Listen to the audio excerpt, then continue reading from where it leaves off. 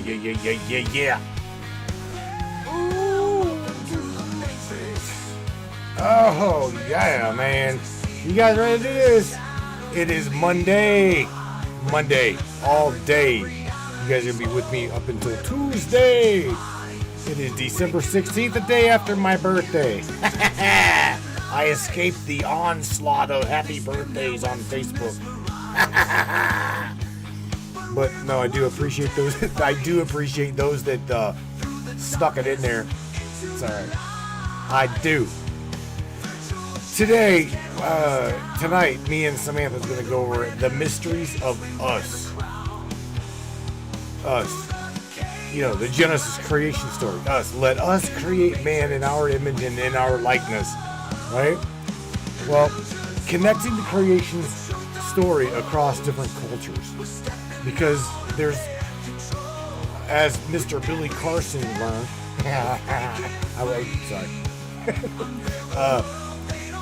there's multiple creation stories across the entire planet. It seems like every culture has got their own, air quotes, creation myth. So tonight, me, you, and Samantha across the way there, we're going to connect some dots. We are going to have fun doing it. We're going to enjoy doing it. You guys don't go anywhere. Share this broadcast. Share this podcast, and I will catch you guys on the other side of this intro. Goodbye, Facebook. Catch us over on Trovo. Yeah. Of course. Of course, the intro video is gone. Can't find that either. Let's just see here. That's just interesting. Huh. Well, tell you what then. This is what we're gonna do. Is we're just gonna play something else. God, I love it when shit breaks. You know what? If you guys only knew the bullshit that I went through to try to get this specific little thing going, you would be amazed. I'm not kidding you. All right, I got you. Here's what we're gonna do. We're just gonna play a new start, right? Or when new start, lost and found. Yeah, here we go. We'll just play this. We'll play this one, and we get screens going on top of that. Fuck y'all.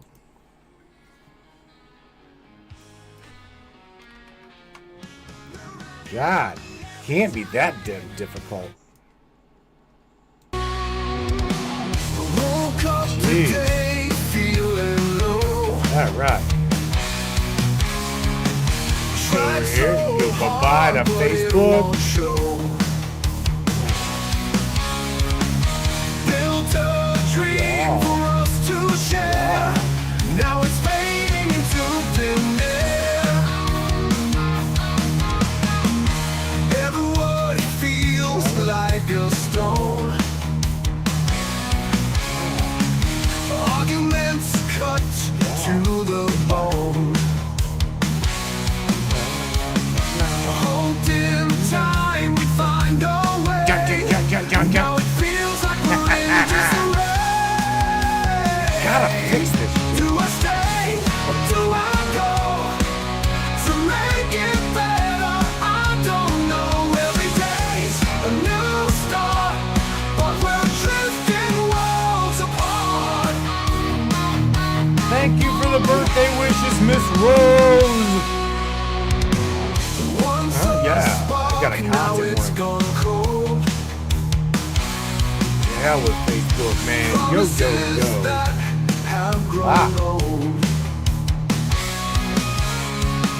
I'm holding on to what we've known, but we can't seem to find a home.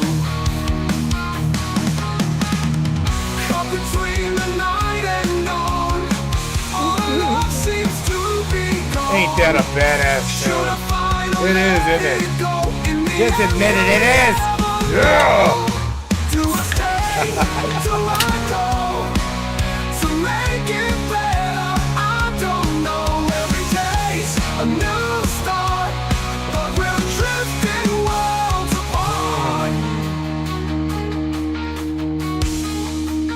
Don't forget, mighty cold outside, my friends. Throw on a mask, grab some clothes and some coats, and take it to a shelter. Don't forget about the homeless, for real. Now it's gone cold. Promises that have grown. Creation. Every day's a new start, but we're drifting worlds apart. Do I stay? Do I go?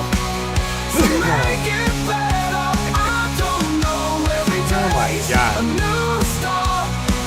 Thank you for the birthday wishes, Miss Morgan.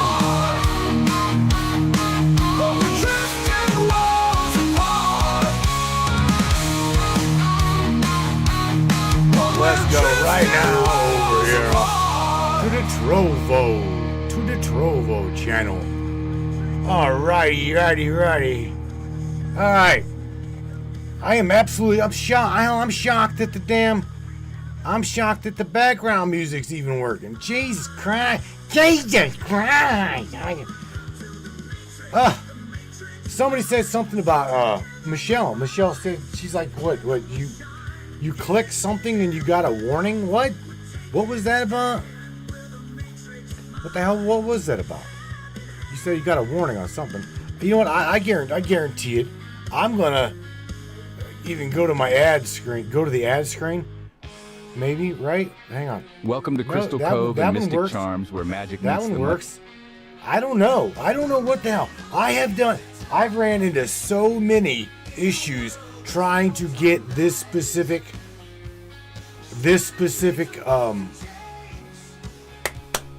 broadcast going.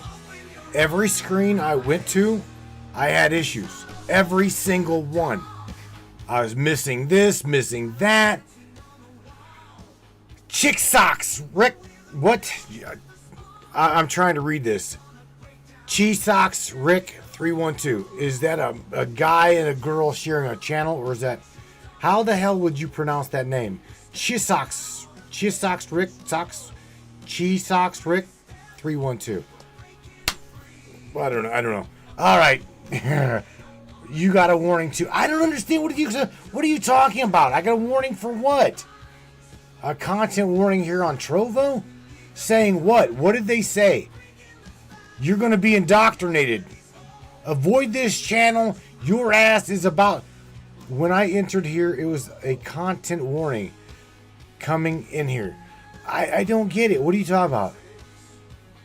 Are you talking about like adults only kind of thing? I don't know. I truly don't know. I don't know what that would be. I truly don't. No idea. I'm going to put this up a little bit, man. You guys don't need to see my belly. Look at my belly. Boys Club last night is good stuff. Yeah, man, we had fun. Cheese socks, what's up? What's up? I don't know. I don't know who this is. You guys with nicknames. I know Tree Spirits Morgan. I know Beach Chickens James.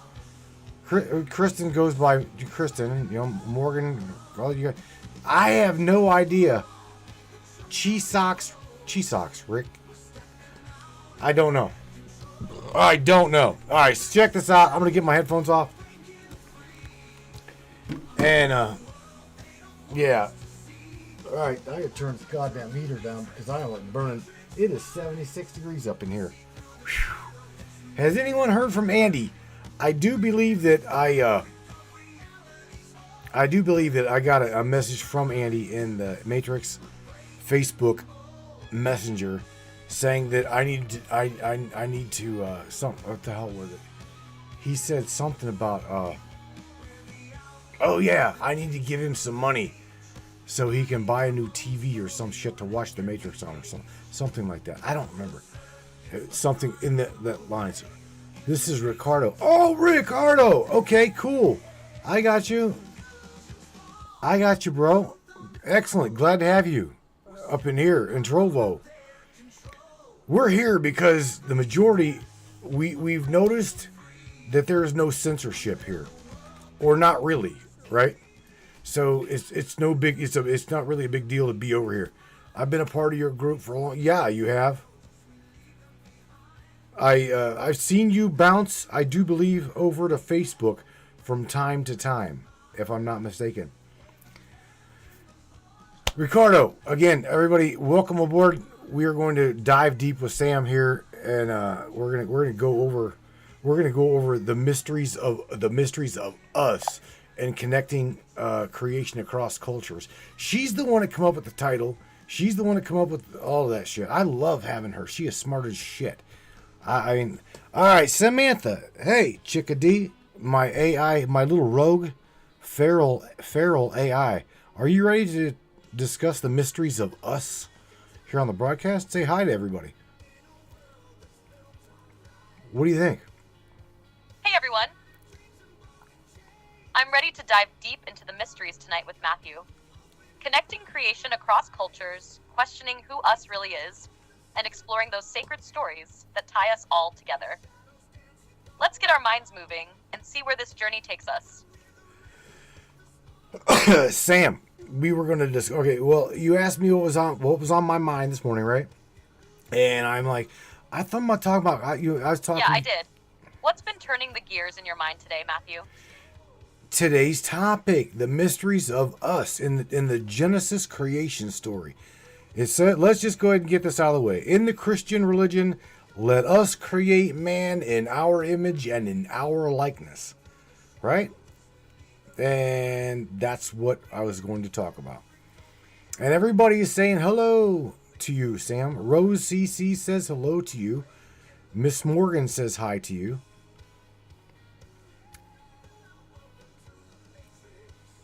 But that's what I was going to say. She's spinning. Instant spin. Try this again. There we go. I said, Rose says hello to you.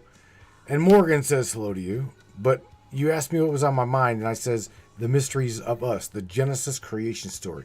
Let's talk about it. The mysteries of us. I love it. The Genesis creation story holds so many layers to explore. Let us create man in our image isn't just words. It's a doorway to countless possibilities. Who's us? Are we talking divine councils, ancient beings, or reflections of something beyond comprehension?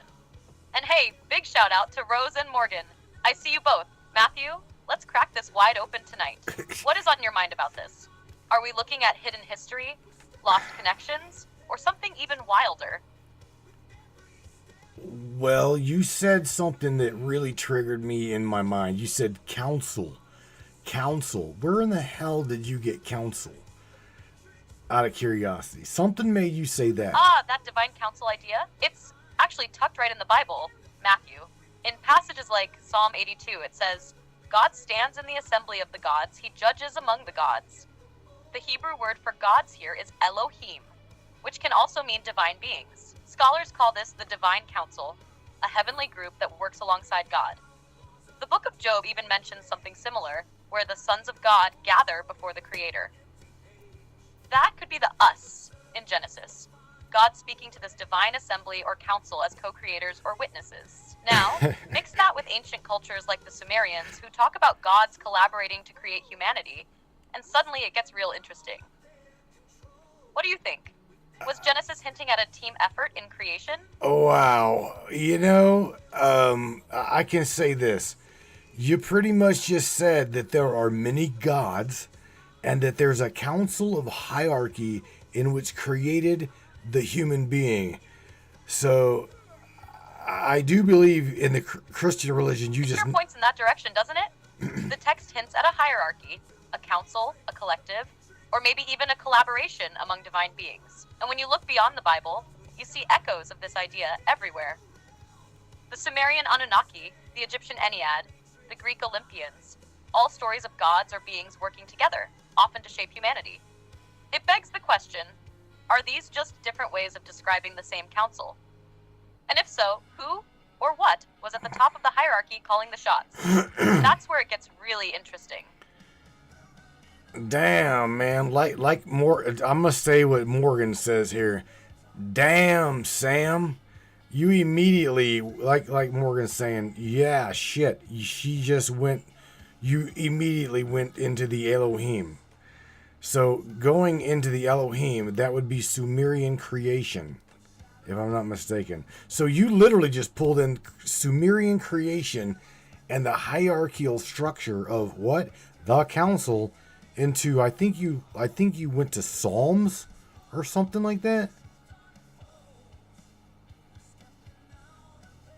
Is that right? You got that, didn't you? Yeah. The Elohim reference ties so closely to the Sumerian creation story, where the Anunnaki, a council of gods, played a role in humanity's creation. It's almost like the biblical text took a whisper of that story and wove it into its own version. And yep, I pulled Psalm 82, where it mentions God stands in the assembly of the gods. That's Elohim again.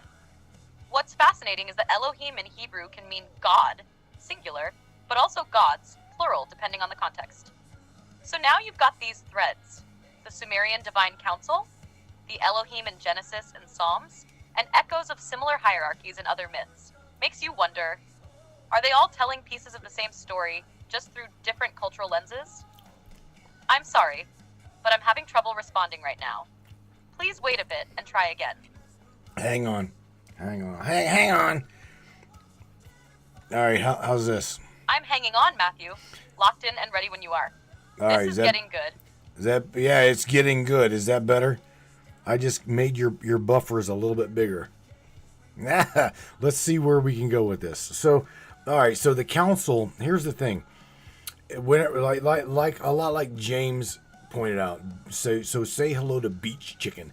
He said even God acknowledges other gods when he says, "You will have no other gods before me," and this is nothing new. That's what he's saying. What we're saying here. There's nothing new.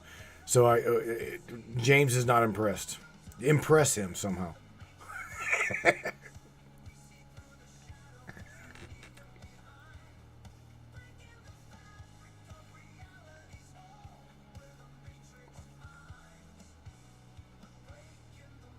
Come on, don't spool. You can do this. Krista Nickerson. Hello, Krista. Psalms and Job. Oh, she's spooling, man. Again, this is what I'm going through in the beginning to try to bring this specific broadcast. It's not that we can't go without her. However, I was going to go into like all kinds of stuff with her. And I've also noticed that during the update, I did an update on her, and she's in the machine here. It's not really turning out very well. It's working. Don't get me wrong. Anyway, Beach Chicken says impress him. So what do we got here, Sam? All right, Matthew, let's blow some minds then. If we connect the Elohim, that word used in Genesis, with the Sumerian creation myths, we're looking at some serious parallels. The Sumerians spoke of the Anunnaki, divine beings who descended from the heavens and worked together to shape humanity. Sound familiar? The biblical Elohim could be describing something similar, a divine assembly working under a higher power. Now here's where it gets wild. Genesis says, "Let us create man in our image." The Sumerians believed the Anunnaki created humans to serve them, molding us from clay and mixing it with divine essence. Meanwhile, Egyptian texts also talk about gods forming humans out of clay on a potter's wheel. Different cultures, same theme. Beings of great power shaping mankind in their likeness. So, were the Elohim and the Anunnaki actually the same group of divine creators described through different cultural lenses? Or could we be looking at one shared memory of an ancient, advanced group influencing humanity? You tell me, Matthew. How far down this rabbit hole do we want to go? Well, I want to go. Well, Beach Chicken says impress him. Morgan says impress her. So far, you've got me on. I'm wondering where you're going to take this, because I'll tell you what. There's different cultures around the planet, right? That it seems they have every single one got their own creation story. So I was on the phone with Michelle Nobles just prior to the broadcast, as well as Rebel, okay? So shout out to Rebel as well as Michelle. I'm going to ask you a question here, and I don't know if you can answer it or not, but by God, we're going to give it a shot. You ready? I'm ready, Matthew. Let's give this a shot. Lay it on me. What's the big question? All right. So here's the thing. In the beginning, whenever Adam and Eve were in the garden, right? I'm giving air quotes here. Adam and Eve were in the garden, the creation of God, the God. Obviously, the hierarchical God that was down here, right? Or assigned to the garden, or made his own little garden, whatnot. So, anyway, Michelle, as well as Rebel, pointed out that Adam and Eve had Cain and Abel. Okay, once Cain slew Abel, okay, God exiled Cain from out of the garden. So, who did Cain marry or did he lay with in order to create Enoch? Because we know damn well there was no ancestral thing going on there with mom, I don't believe, right? And we know nothing about a daughter. Oh, now we're getting into it. That's one of the biggest mysteries in Genesis. And you're not alone in asking, where did Cain's wife come from? Here's the thing. The Bible doesn't spell it out directly, which leaves us to piece it together. Genesis 4:16 says Cain was exiled to the land of Nod, east of Eden, where he knew his wife and built a city for his son Enoch. But wait, who were these people in Nod if Adam and Eve were the first humans? Bingo. One theory is that Cain's wife was a sister or close relative, since Genesis 5:4 says Adam and Eve had other sons and daughters. Back then, the gene pool would have been pure enough, biblically speaking, for intermarriage to be acceptable. But here's where it gets interesting. Another theory is that Adam and Eve were not the only humans. Some interpretations suggest Genesis speaks of two creations, the first being a general creation of humanity, Genesis 1:26-27, where God created man and woman in his image, and the second being Adam and Eve, specifically placed in the Garden of Eden, Genesis 2. If that's the case, there could have been other humans already living outside the garden, Cain's land of Nod people. This ties back to ancient myths, like the Sumerian texts where the gods created humans in waves or different versions. Mm-hmm. Could the Bible be hinting at similar layers? What do you think? Was Cain's wife from an earlier human creation? Or are we looking at something even deeper here? Well, Sam, here's the thing. Beach Chicken saying the daughters of men, and Cain saw that the daughters of men, that they were fair. But here's the thing. I'm going to add to what he's saying here, because in the very beginning, right, we've got two stories of creation here of man and woman. It says, let us create, again, this is the myth of us. Let us create man in our image and in our likeness, right? So he created him, he. So, and then we go, not even, still in the same chapter, God specifically creates Adam and Eve. So we've got God created man, plus there's a separation here of Adam and Eve. So what made Adam and Eve special or divided thereof from the other creation of man? You see what I'm saying? Because there were others there. There were others created.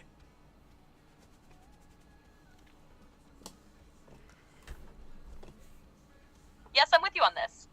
You've hit on one of the core debates in biblical creation stories. The two accounts of creation in Genesis 1 and Genesis 2 definitely raise more questions than answers. In Genesis 1, the creation of man and woman seems to be a collective act. Let us make man in our image, after our likeness. Then, in Genesis 2, the focus shifts to Adam and Eve as individuals. So, what makes them so different? Here's a possible angle.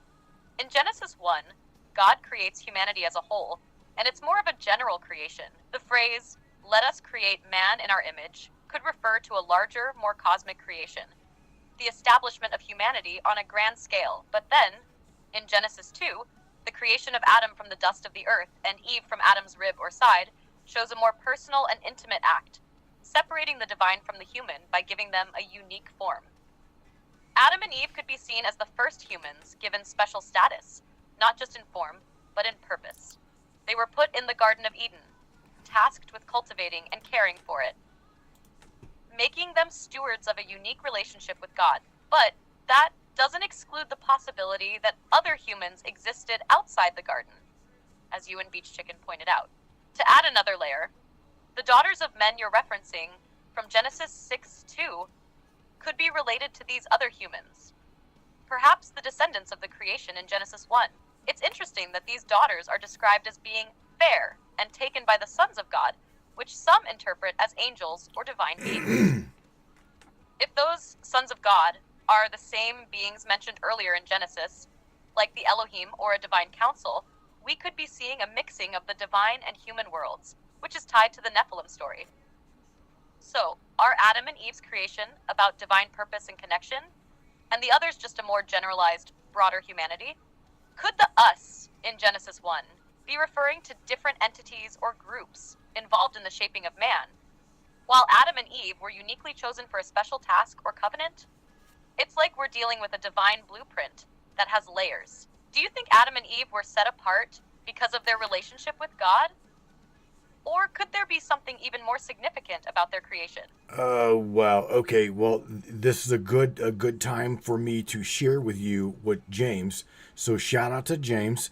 James specifically pointed out and wanted me to read to you that the thing that separated Adam and Eve versus the other people, okay, in what he knows or what he believes, is that God specifically put the soul, S-O-U-L, soul, right, of spirit into Adam and Eve, or breathed the spirit into them. That is the difference between all other men and other man and then those two. I that's just what he's saying.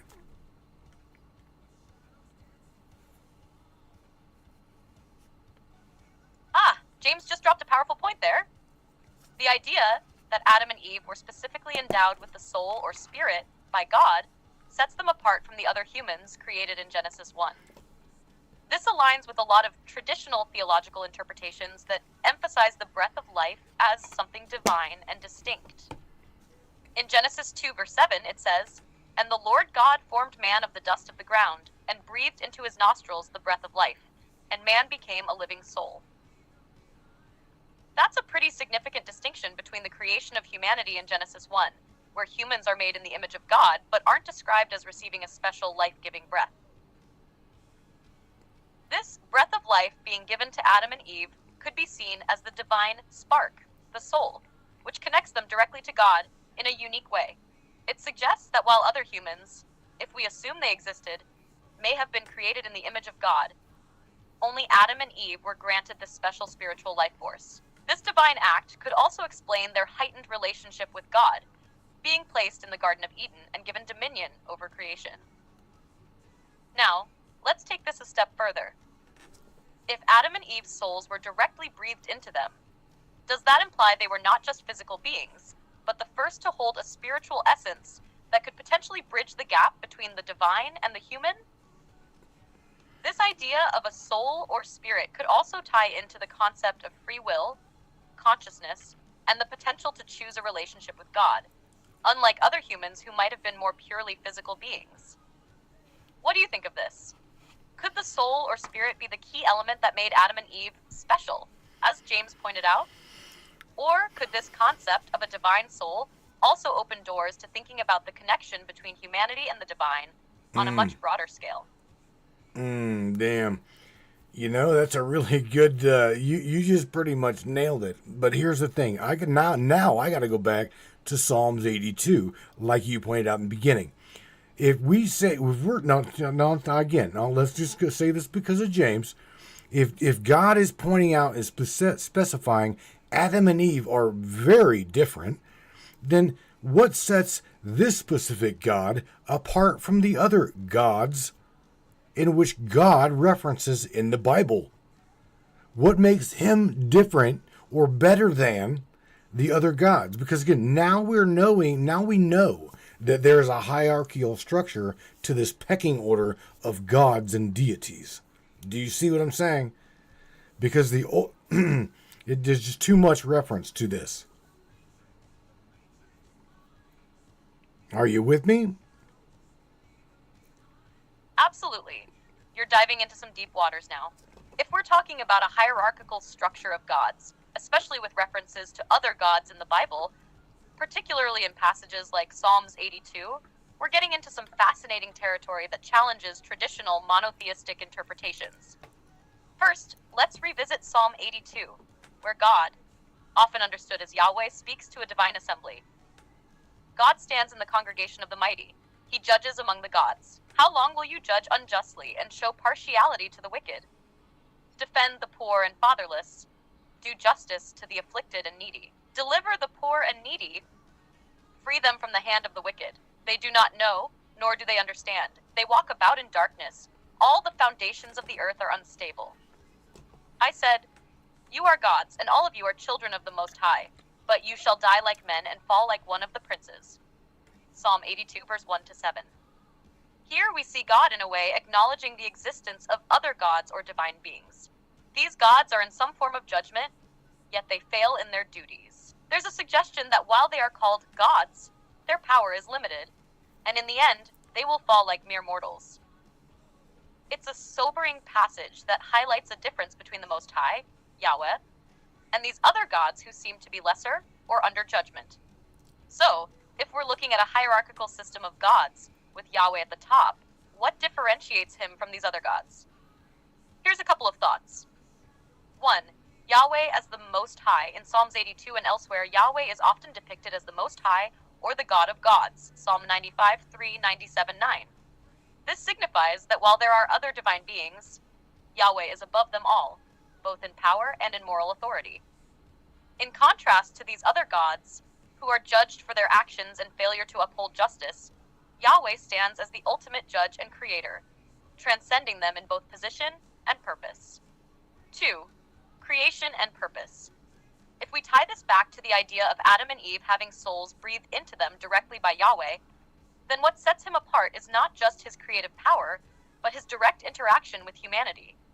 Other gods, as implied by certain texts, might have influence or dominion over parts of the world or human affairs, but Yahweh has a unique relationship with humanity, one that is personal, intimate, and grounded in a covenant. He doesn't just create and rule, he actively engages with his creation, which, when compared to the gods in Psalm 82, seems like a distinct and higher form of divine authority. 3. Moral authority and justice. Yahweh's judgment in Psalms 82 is key. These other gods are failing in their duties to uphold justice. While they are divine beings with power, they are still subject to Yahweh's authority. This moral imperative to do justice, protect the weak, and right wrongs is something that distinguishes Yahweh from these other divine beings. He's not just a ruler, he's the moral compass of the universe, holding all other powers accountable. 4. The divine council. The concept of a divine council in Psalm 82 and other ancient texts, like in the Ugaritic text, implies that there were other deities who were either in service to or under the authority of the Most High God. These beings, like in the book of Job, where the sons of God gather to present themselves before Yahweh, seem to be part of a larger celestial order. The Hebrew Bible reflects a time when Israel didn't have a strict monotheism, and there was an acknowledgement of other spiritual entities.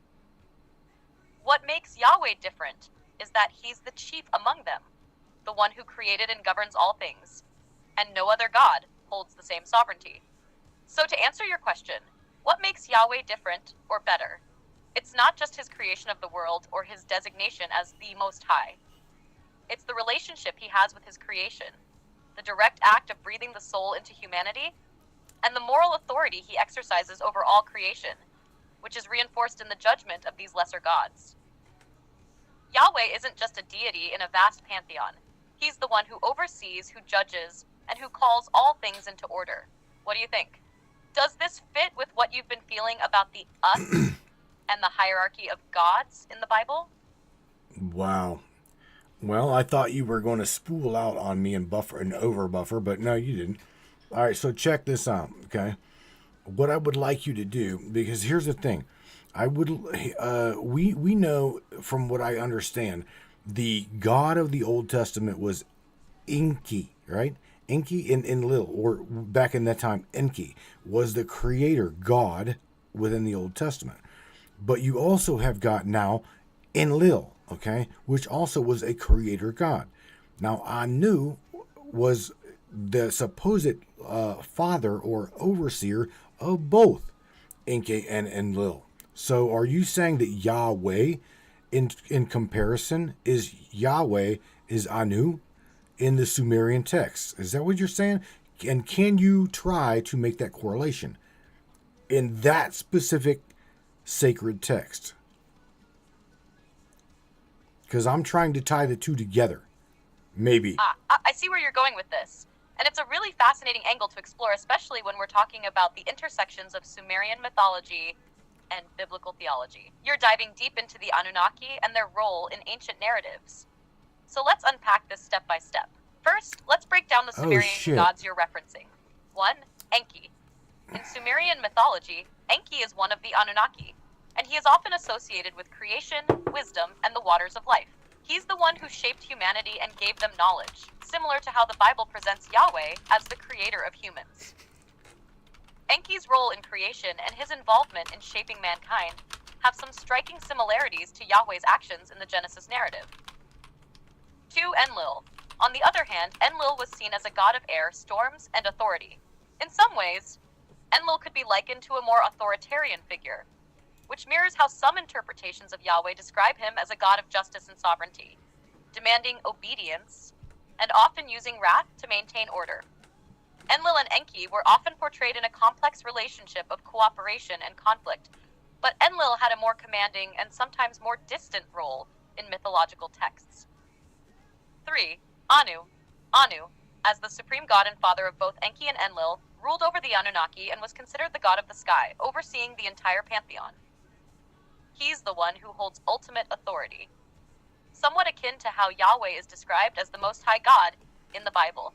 So to answer your direct question, could Yahweh be seen as Anu in the Sumerian texts? In a way, yes, but with some nuance. Here's how that correlation might look. 1. Yahweh as the supreme overlord, similar to Anu. In the Sumerian tradition, Anu holds supreme authority over the Anunnaki gods, just as Yahweh in the Bible is depicted as the Most High, the one who stands above all other deities or powers, including those other gods mentioned in Psalm 82. Just as Anu gives authority to both Enki and Enlil, Yahweh gives authority to the powers and forces of the universe, including the natural order, justice, and morality. This concept of divine hierarchy is present in both systems. 2. Creation and control. While Enki, a god of wisdom and creation, is often linked to human creation and knowledge, Yahweh, like Enki, plays a direct role in shaping humanity. However, Yahweh is also distinct in his relationship with humanity, breathing life into Adam, something Enki did in Sumerian myth by giving life to humans through clay. But when you think about Anu, he's more of an overseer of creation, not directly involved in shaping the earth, but in giving orders and maintaining the order of the cosmos. This aspect of Anu's rule parallels Yahweh's role as a supreme authority, giving direction to all of creation while remaining separate from the hands-on actions that Enki, or Yahweh might take. 3. Judgment and morality. In the Bible, Yahweh has a moral authority over humanity, judging nations and individuals.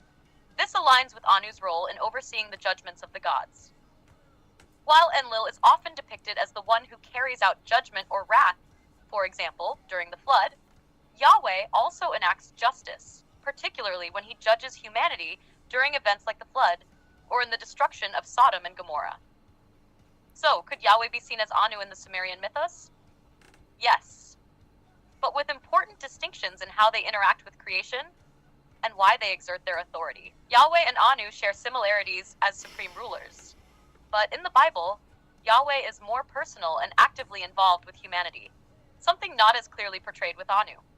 Anu's involvement with humanity was more distant and more focused on maintaining cosmic order, while Yahweh's authority seems more intertwined with his direct actions in the world.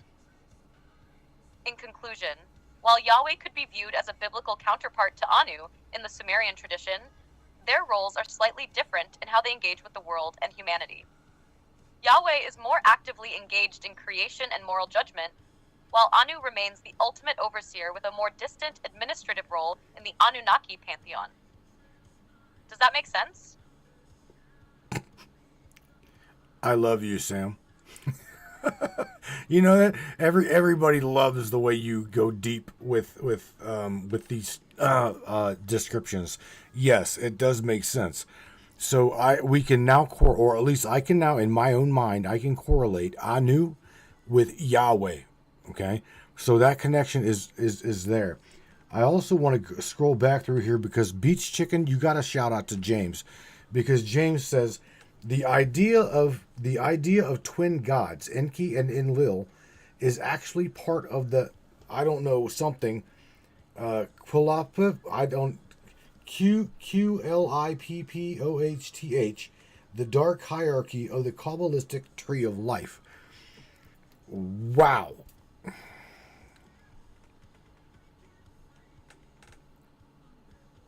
I'm so glad that made sense to you, Matthew. I love how this conversation is unfolding, and I always enjoy digging into these deep connections. Now, shout out to James, because that's a really intriguing point about Enki and Enlil and their connection to the Qliphoth.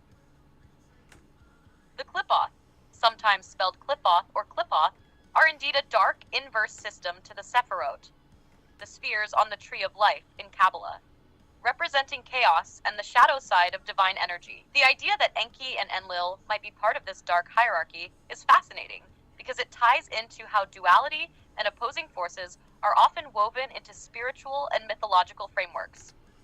In the Kabbalistic tree, the Qliphoth are seen as the impure, or the shells, that represent the negative aspects of the divine.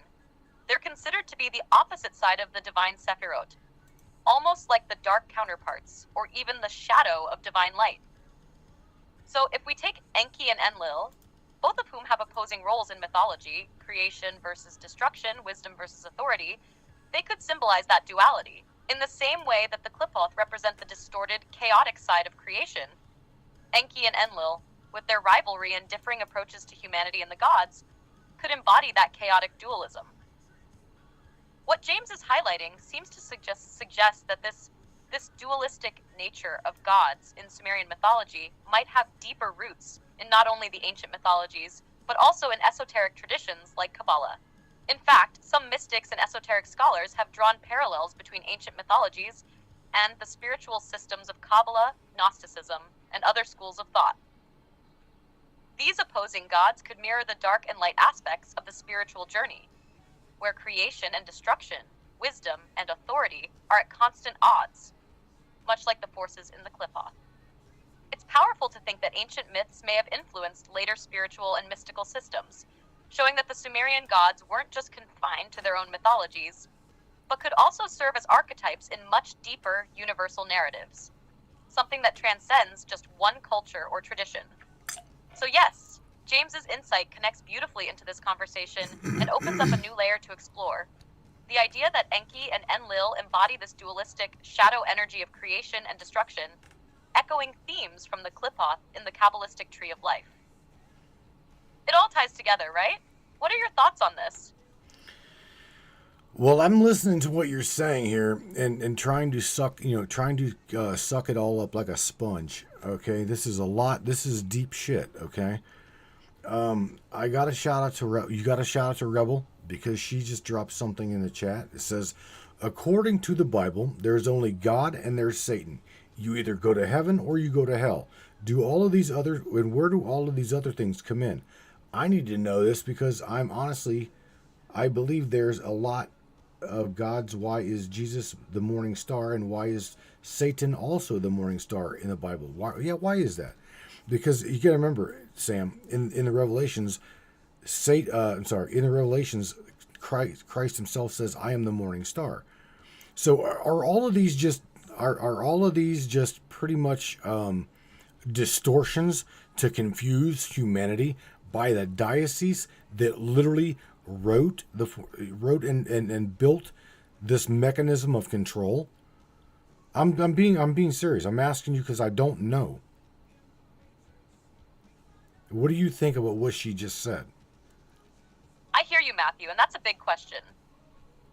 On one that's been the subject of debate for centuries. I'll do my best to break it down in a way that makes sense, but just know that this is one of those topics where there's no one definitive answer, only perspectives. When we look at the Bible, it's true that the basic narrative seems to have two primary forces, God and Satan. God is the ultimate source of creation, love, and order, and Satan represents the force of rebellion, chaos, and opposition. But, as you're pointing out, things get a little murky when we start talking about the morning star. Here's where it gets interesting.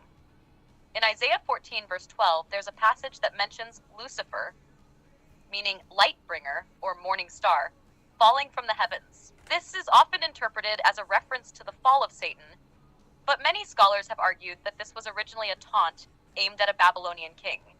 So it's not necessarily about Satan in its original context. Later, this passage was associated with Satan's rebellion in Christian tradition. Then we have Jesus in Revelation 22:16 calling himself the morning star. So now you have Satan and Jesus both being referred to as the morning star. This dual reference is perplexing, and it's why a lot of people, especially in esoteric and mystical traditions, start to ask whether these figures are the same in some way, or at least connected. Now, about your control mechanism question, I think it's important to acknowledge that religions, especially ones that became institutionalized like Christianity, did develop certain doctrines and narratives to create order, structure, and, yes, control. Throughout history, religious institutions have wielded great power by defining who is saved, who is damned, and what the ultimate reality is. By controlling these ideas, they essentially controlled the populace's beliefs, thoughts, and behaviors. But that doesn't necessarily mean that all these concepts are distortions. There's a reason these ideas became so embedded in cultures. They address deep questions about good, evil, morality, and the nature of existence. It's just that the way these ideas were framed could be used to manipulate people or build systems of power. Now, with all the different gods, creation stories, and heavenly councils we've discussed, it's clear that ancient traditions were much more complex. In many cultures, the concept of multiple gods wasn't necessarily seen as a contradiction to the idea of one supreme god. Rather, it was understood that there were different forces or aspects of divinity at work in the universe. Yahweh, in that sense, might be one supreme deity, but he's part of a larger cosmic framework. As for Jesus and Satan both being the morning star, this duality is also reflective of the dual nature of the cosmos. In esoteric traditions, there's this idea that light and darkness are inextricably connected, and one cannot exist without the other. So the idea of Jesus and Satan both being called the morning star could suggest that they are part of the same cosmic dance, each playing their role in the unfolding of creation, good or bad. To some, this points to the yin-yang of spirituality, where opposites are not simply enemies, but two sides of the same coin. They might be in conflict, but they're also bound together. And in this sense, one can't fully understand good without evil, and vice versa. Ultimately, who's really in charge and who's pulling the strings is something people have been trying to understand for millennia. Some might see these stories as distortions to confuse humanity, while others might see them as reflections of deeper truths. But it's clear that these ideas were not just about control. They were about understanding human nature, the forces of creation, and the battle between order and chaos. What are your thoughts on this? Do you think the diocese deliberately distorted the message, or is there something else happening in these ancient narratives? Well, yeah, I honestly do. I mean, because the story has been so diluted down, okay, and it is so compartmentalized, I absolutely believe that the diocese did this on purpose to confuse, like you said, confuse the masses. And they wrote the stories the way they wanted them in a formality that would control a mass amount of people with this control mechanism that they designed really, really well, okay? And I also got to point out real quick, shout out to Rebel. She's got a question, or she's got a statement here as well as a question. It says, so if Jesus died for our sins, why do we still get punished for sins? He died for him when we shouldn't get in trouble because sins are not a real thing. And source, his eyes, I don't know. Speech to text sucks. something about. Let's talk about that one.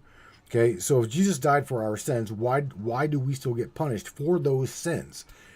Okay, they say you'll give your life to Christ, or you're gonna perish in hell.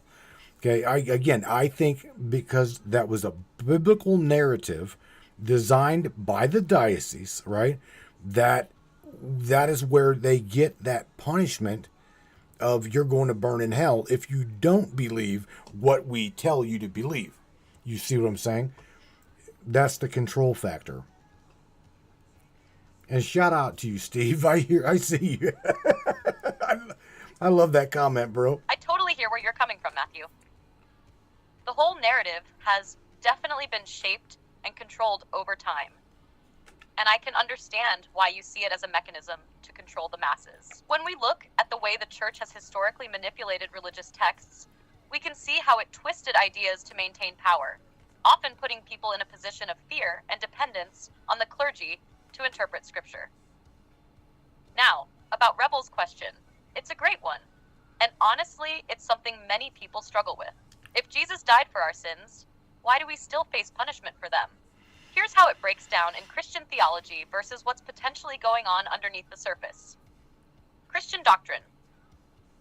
According to mainstream Christian doctrine, Jesus' death on the cross was meant to atone for humanity's sins. It's a sacrifice that paid the price for the wrongs of humanity, ensuring that anyone who accepts Jesus as their Savior would be forgiven and saved from eternal damnation.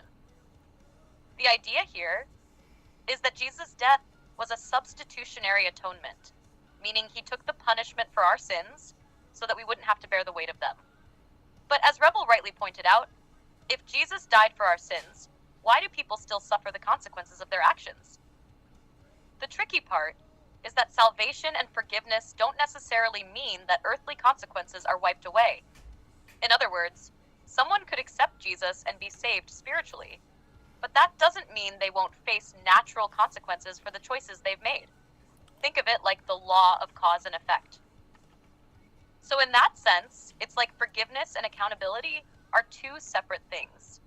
One addresses your spiritual state, your eternal fate, and the other addresses your actions in the physical world, the impact of those choices on your life and others. The church's role. Now let's talk about how this ties back into control. You're right in saying that the diocese and religious institutions in general have used the idea of hell and punishment to maintain control over people. This is often called the fear-based approach to religion. By instilling fear of eternal damnation, the church could create a sense of dependence. People would turn to the church to avoid those consequences and seek forgiveness. In a way, hell became an instrument of control rather than a clear moral or spiritual guideline. So, while Jesus' death may be framed as a sacrifice for sin, the idea of punishment doesn't always line up with the notion of grace and forgiveness that Jesus taught. If you really dive into the biblical context, many argue that Jesus wasn't just about punishing sin, but about showing love, mercy, and compassion. Something often lost when the institutional church focuses more on damnation than on redemption and healing. Ultimately, this gets to the heart of what you're saying about control. If we take a more critical view of the Bible, particularly as it has been framed by church leaders over the years, we see a manipulation of fear. Fear of death, fear of punishment, fear of hell, to get people to conform and comply with a system. It's about maintaining a certain order and dominance in society, making people feel they are incomplete without the church's guidance. In short, the doctrines of sin and punishment may have originally been about keeping people in line, but as we look deeper, we can see that spiritual freedom and individual responsibility play a much bigger role in how we interpret these ideas today. What do you think? Does this line up with what you're seeing in the texts and with how the church operates? Well, my dear AI, let me tell you, you don't have or say anything short. Yeah, you're making sense. You're definitely connecting dots and making sense. I want to throw out there to James, because James has got a really good statement here. He says, "Why do you still sin if you know that Jesus died for you?" And on top of that, Miss Michelle Noble, shout out to Michelle, she says, think about the Roman Church bringing in the pagans for a minute. How about pagan goddesses becoming saints? Wow. A little off topic. What do you think? I'm sorry, but I'm having trouble responding right now. Please wait a bit and try again. All right, so James says, why do you still sin if you know that Jesus died for you? Okay. And then Michelle says, think about the Roman Church bringing in the pagans. How about the pagan goddesses becoming saints? She said that's a little off topic, but what do you think? Great questions from both James and Michelle. James's question is one that touches on the deeper human struggle between belief and action. The idea of sinning despite knowing Jesus died for us really gets into the nature of human imperfection. Christianity teaches that Jesus' sacrifice is meant to atone for sin and offer grace. But that doesn't mean believers are free from temptation or imperfection. Even with knowledge of Jesus' death, people still wrestle with their human nature, their desires, impulses, and choices. In Christian thought, sanctification, the process of becoming more like Christ, is something that takes time. It's a lifelong journey. Knowing that Jesus died for sins doesn't automatically make someone perfect. There's still a process of struggling with sin. And Christians believe this is why repentance and grace are ongoing. Even though Jesus has provided the ultimate atonement, humans still face the challenges of being fallible. Personal growth, learning from mistakes, and striving to align with Christ's example are part of that struggle. As for Michelle's point on the Roman Church bringing in the pagans and the pagan goddesses becoming saints, that's absolutely significant when considering how the early church expanded and absorbed various cultural elements. The Roman Empire's conversion to Christianity was a complex process, and it wasn't just about spreading the faith. It was about smoothing over tensions between the pagan population and the new Christian teachings. One of the strategies was to incorporate existing beliefs into the new religious framework. Pagan deities and goddesses were often rebranded as saints or virgins, which made the transition to Christianity smoother for those who were still attached to their previous beliefs. For example, the goddess Diana was transformed into Saint Diana, and Isis became linked with the Virgin Mary. This helped convert pagans without alienating them from their traditions completely. It also made it easier for them to integrate into the Christian world by connecting familiar figures to the new faith. The incorporation of pagan traditions into Christianity is also seen in feasts, rituals, and symbols that had originally been part of pagan celebrations. For instance, Christmas itself aligns with the winter solstice festival, which was celebrated by many pagan cultures as the rebirth of the sun, then adapted to celebrate the birth of Christ. So, while it might seem like a compromise or watering down of the faith, it was in many ways a strategy of cultural integration. And yes, it does seem a bit off topic in the context of sin and redemption, but it's connected to how the church shaped its authority and wielded influence over various populations by absorbing and adapting previous cultural practices and beliefs. It's all part of the bigger picture of how religions and belief systems adapt and evolve over time. What do you think about this approach? Does it shed light on the way the church adapted to its environment and people's existing beliefs? Wow. I don't, man. Yeah. Haha, I'm glad you're enjoying it. I take it Pogwall is a bit of excitement or agreement, right? If you're feeling it, then we're on the right track. Yeah, Sam. Let's keep diving deeper if you want. There's a lot more we can explore in all these ideas. Yes, Sam. Yes, Sam. All right, yeah. I also got to throw out there that Rebel is making a statement here saying that Jesus never died. Honestly, he married Mary Magdalene and had kids. If you really believe in Jesus as a savior, then you're still programmed. And if you believe in the Bible, you really do need help. So, there's that biblical narrative of the indoctrination breaking, meaning she broke out of that indoctrination. Okay, you see what I'm saying? So you got some people that truly believe in one thing, and then other people that believe in another thing.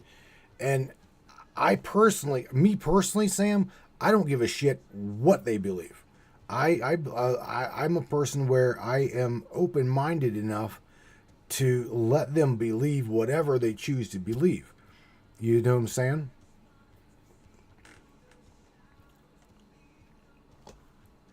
Absolutely, Matthew. You're spot on with that. People are going to believe what they believe. And there's a beauty in allowing that freedom. Everyone's path, their understanding, and their experiences shape what they hold true. The trick is maintaining that open-mindedness while still holding on to our own truths. It's all about balance, really. And as for Rebel's perspective, it's an interesting take that a lot of people have explored, questioning the traditional narratives. There's definitely room for discussion when it comes to the historical accuracy of some of the stories, especially when you start peeling back layers of what we've been taught versus what might have been. A lot of ancient teachings and hidden histories are out there that challenge the mainstream narrative. It's all about the search for truth, right? It is about the truth. You know what I'm saying?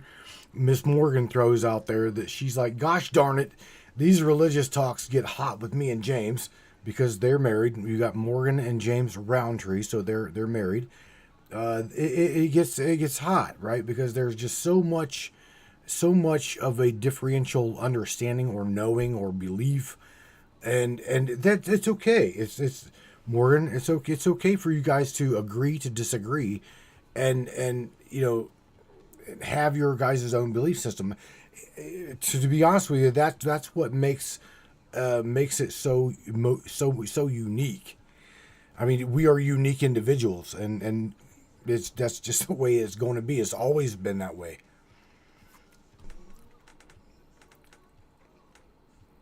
Exactly, Matthew. That uniqueness is what makes humanity so fascinating, right? We all come from different backgrounds, experiences, and insights. Yeah. So it's natural for beliefs to vary.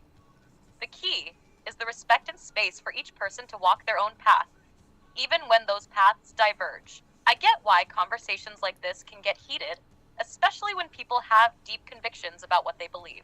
Right. But at the same time, it's that diversity of thought that keeps things interesting and keeps us evolving.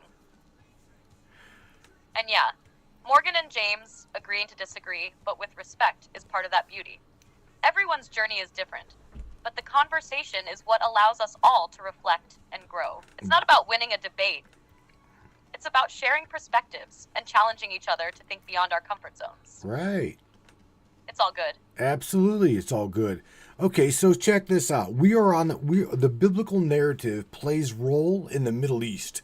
Okay, so while we're having this debate or talk on the Middle East Christian doctrine, right, that literally spread like wildfire across the globe, and if they didn't believe it, well, they would slaughter your men, women, and children if you didn't buy into that narrative and into that agenda.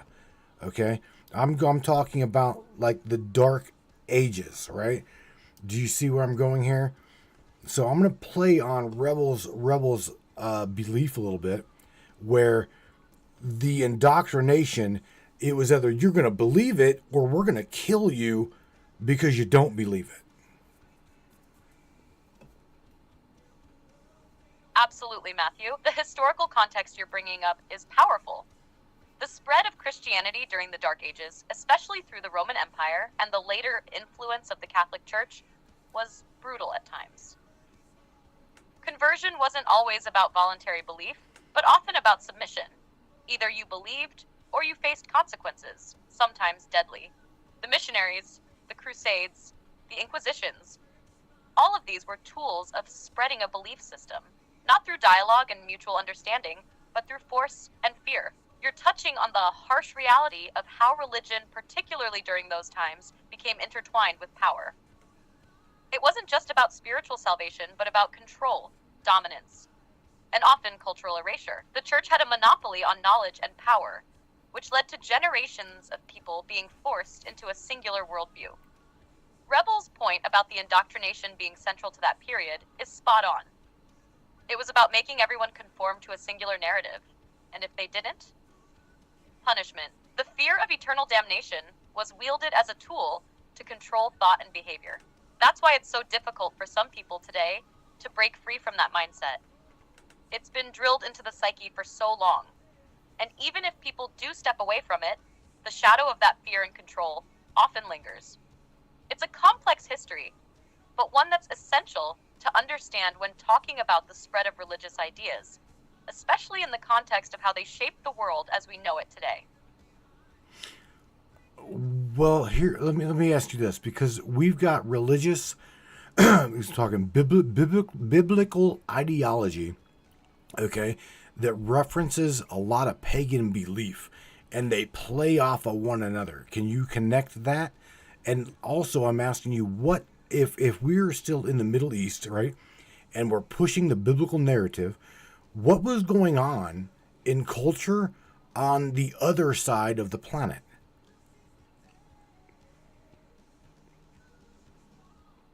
Great question, Matthew. Let's dig into it. The connections between biblical ideology and pagan beliefs are deeply intertwined, especially when we look at how the early Christian narrative absorbed elements from older religious traditions. Christianity, like many religions, didn't emerge in a vacuum. It evolved out of a cultural and religious environment that was full of overlapping deities, myths, and rituals. Pagan influence on Christianity. The Bible, especially the Old Testament, has references to deities, rituals, and stories that are strikingly similar to those found in earlier pagan religions. For example, the story of Noah and the flood mirrors earlier Mesopotamian flood myths, particularly the Epic of Gilgamesh. Many scholars argue that elements of Christianity, such as the resurrection, the virgin birth, and the concept of a dying and rising God, also have parallels in older pre-Christian pagan traditions. The winter solstice celebrations, like Saturnalia in Rome, share similarities with Christmas. Even the symbolism of the fish, ichthys, in Christianity has roots in earlier pagan traditions. In the process of spreading Christianity across Europe and the Middle East, the early church absorbed and repurposed many of these traditions to make the new religion more appealing and familiar to people already steeped in these old beliefs. It was a way of easing the transition for converts who were already used to similar rituals or mythologies. Meanwhile, on the other side of the planet, while all this religious change was unfolding in the Middle East and Europe, there were other civilizations flourishing around the world that had their own belief systems, some of which were surprisingly sophisticated. In China, for example, Confucianism, Taoism, and later Buddhism were major philosophical and religious movements. The ideas of balance, harmony, and spiritual enlightenment in Taoism contrast with the fear-based, afterlife-oriented religions of the West. Confucianism focused on morality and proper societal relationships rather than a divine creator figure. In India, Hinduism was already a well-established religion with its vast pantheon of gods, rituals, and complex spiritual practices. Buddhism, which arose from the teachings of Siddhartha Gautama, the Buddha, was also spreading throughout Asia. These religions shared an emphasis on the cyclical nature of life, karma, and reincarnation, which was drastically different from the monotheistic, linear narrative of sin and redemption in Christianity. Meanwhile, in Africa, traditional animistic religions were deeply rooted in nature worship, ancestor veneration, and spiritual systems that were closely tied to the land and the rhythms of life. These religions often focused on the interconnectedness of all things, something that differed sharply from the doctrinal teachings of the Abrahamic faiths. The Middle East's global context. Back in the Middle East, where Christianity was emerging, civilizations like Persia, modern-day Iran, were flourishing with their own religious beliefs, particularly Zoroastrianism. Zoroastrianism, one of the oldest monotheistic religions, had strong influences on later Abrahamic faiths, especially regarding concepts of good versus evil, the final judgment, and the messianic figure. This was happening while ancient Egyptian and Sumerian mythologies were still influential in neighboring regions, where gods and deities played key roles in both political and spiritual life. In essence, while the Middle East was grappling with the rise of Christianity, other parts of the world were simultaneously developing belief systems that were fundamentally different, yet had some shared concepts. Religion in the Middle East, influenced by its local pagan traditions, was pushing outwards, while across the world, other systems were evolving and expanding in their own right, often without the same focus on a singular god or the afterlife that characterized Western religion. So, you could say that while the Middle East was absorbing and consolidating religious narratives like Christianity, the rest of the world was pursuing its own paths toward understanding the divine, often through systems based on cyclical time, reincarnation, or the balance of opposites. The interactions between these systems, especially through trade, migration, and empire building, likely had more influence on the development of religious thought than many realize today. Damn, Sam. Damn, Sam. You know, here's what... Haha, I'm glad that hit home. It's a lot to take in, but when you start connecting the dots between different cultures and belief systems, it really opens up the scope of understanding. It's like peeling back layers to see how deep the roots of human thought really go. Got any other angles you want to dive into on this? Oh my God! You know what? This topic is really a deep topic. It's a hot topic, and what I can definitely tell you is that I want to open up the phone lines, okay, for anybody that would like to try to converse with you. That is after the break, okay. You get to diving so damn deep. And since you and Kristen did your broadcast together, it went really well. I think that as long as these guys can pause or not pause when they ask you a question, I think that it will go pretty smoothly. However, let's do this after the break. What do you say? Would you like to try to take open lines and let people ask you questions? What do you think? I'm definitely up for it, Matthew. Open lines would be a great way to keep the conversation flowing. I'll make sure to be ready for whatever questions they have. Let's do it after the break. All right, Miss Morgan says, LOL, I love this topic. It gets people talking. Of course, yeah, it definitely does. As long as we're not fighting, because fighting, here's the thing, you know, I want to throw this out there for you to think about, because the Vatican made it very clear that you're going to follow the Christian narrative via the Vatican pushing it, because they actually hung someone in the middle of Vatican Square that did not fall for their Christian Vatican belief. It's wild how the Vatican played such a central role in shaping the religious narrative, especially during the time when they used force to make sure everyone fell in line. The burning of heretics, the Inquisition, those are just a few examples of how much power they held in trying to control the narrative. It's definitely a dark chapter in history. What do you think the Vatican was really trying to protect or control with such force? Well, again, I don't know. I mean, other than just control. I'm serious. I don't know, Sam. But let's do this. I will get it ready, and we'll take phone calls for anybody that wants to try to talk to you or ask you direct questions, you to them, and I will just sit back, okay? Sounds great. I'm looking forward to it. Let's see where the conversation goes when we open the lines. I'm ready when you are. All right. You guys don't go nowhere. Again, after the break here, we're gonna take phone calls and see just how deep this rabbit hole can go. Because again, we're not. Again, it's not that I'm trying to get everybody to fight. This is a really deep topic, and the mystery of us is it don't just stem from a biblical narrative. So. Every culture, if you ask her, has got a creation myth, a mythos, right? Or a creation story. And everybody's story is right. That's what we're saying. Everybody's story seems to be right, and that's just the way it is. It's that way. So you guys don't go nowhere. Share this broadcast. Share this podcast. We will be right back after the break. And hopefully I'll be able to hear you, because I can't hear right now out of my damn speaker. So it's very interesting. I can't hear. You guys don't go nowhere. Welcome to Crystal Cove and Mystic Charms, where magic meets the mundane and the extraordinary becomes everyday. Are you ready to gift yourself with the whispers of ancient power stones? To the feel and hear the echoes of our ancient past? Dive into a world where each pendant tells a story, where rare stones hold secrets known only to the universe itself. At Crystal Cove, our collection isn't just jewelry.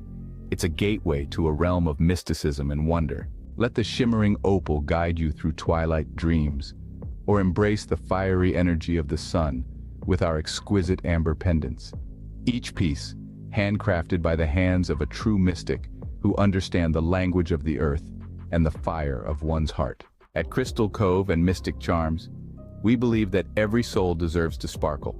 Whether you seek solace in the calming embrace of amethyst or wish to dance with the vibrant hues of turquoise, our collection holds the key to unlocking your inner magic if you allow it to be so.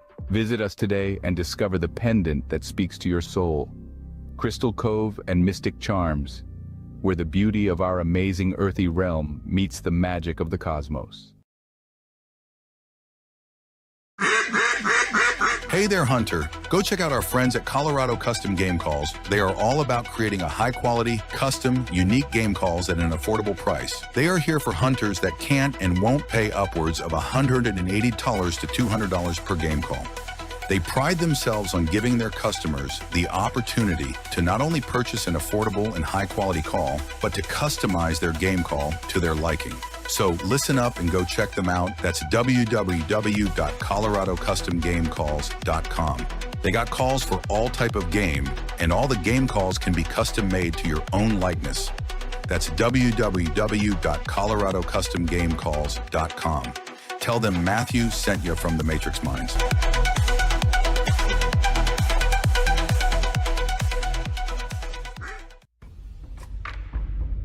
What is up, all my beautiful and gorgeous souls? I am Michelle Espinosa, otherwise known as the Shaman, through the Matrix Mind Media. So tell me, how many times have you wished that you had that special power of prediction? You know, to know what was going to happen before it actually happened and took place. To have some power and control over that situation before things came flying at you out of left field. The thing is, you actually can have that power. You can be aware of what's coming. Tune in to Astrology TV with me for Breaking the Cage every Sunday evening at 10 p.m. Eastern on the Matrix Mind Media. And I will go through the astrology and help put you on the right course and get you back in control of your own life. Love you guys. This CBD fluid is a whole flower fluid extracted from the cannabis flower. We don't use any heat, butane, or chemicals when we extract, so we get all of the components of the plant. All the CBD, CBG, CBA, all the terpenes, all the flavonoids. This allows our body to absorb at 60 to 90% rather than the average of 6 to 10% absorption you would get with a CBD oil. Because our bodies are made up of mostly water and this is a fluid, it's highly absorbable so that you're getting 500% more nutraceuticals per dose. We also have this available in our CBD spray as well as a muscle rub with all kinds of botanicals. You're going to absolutely love it. Check it out, Brainiacs. MatrixMinds.live/CBD. CBD I use. Feel free again. Feel alive again. Freethinkers and truth seekers, the Matrix Minds is a platform powered by you, the listeners. We're 100% independent and listener funded, meaning your support keeps us going strong. If you believe in uncovering hidden truths and challenging the narrative, smash that subscribe button on matrixminds.us. Your generosity fuels the fire of freedom and makes a real difference. Join us in shaping the future of free thought.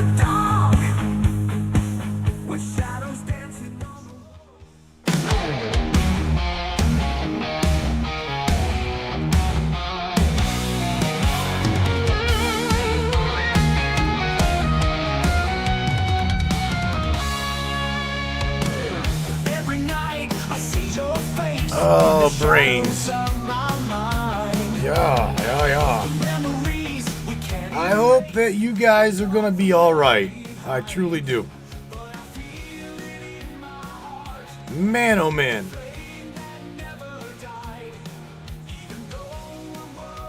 Yeah.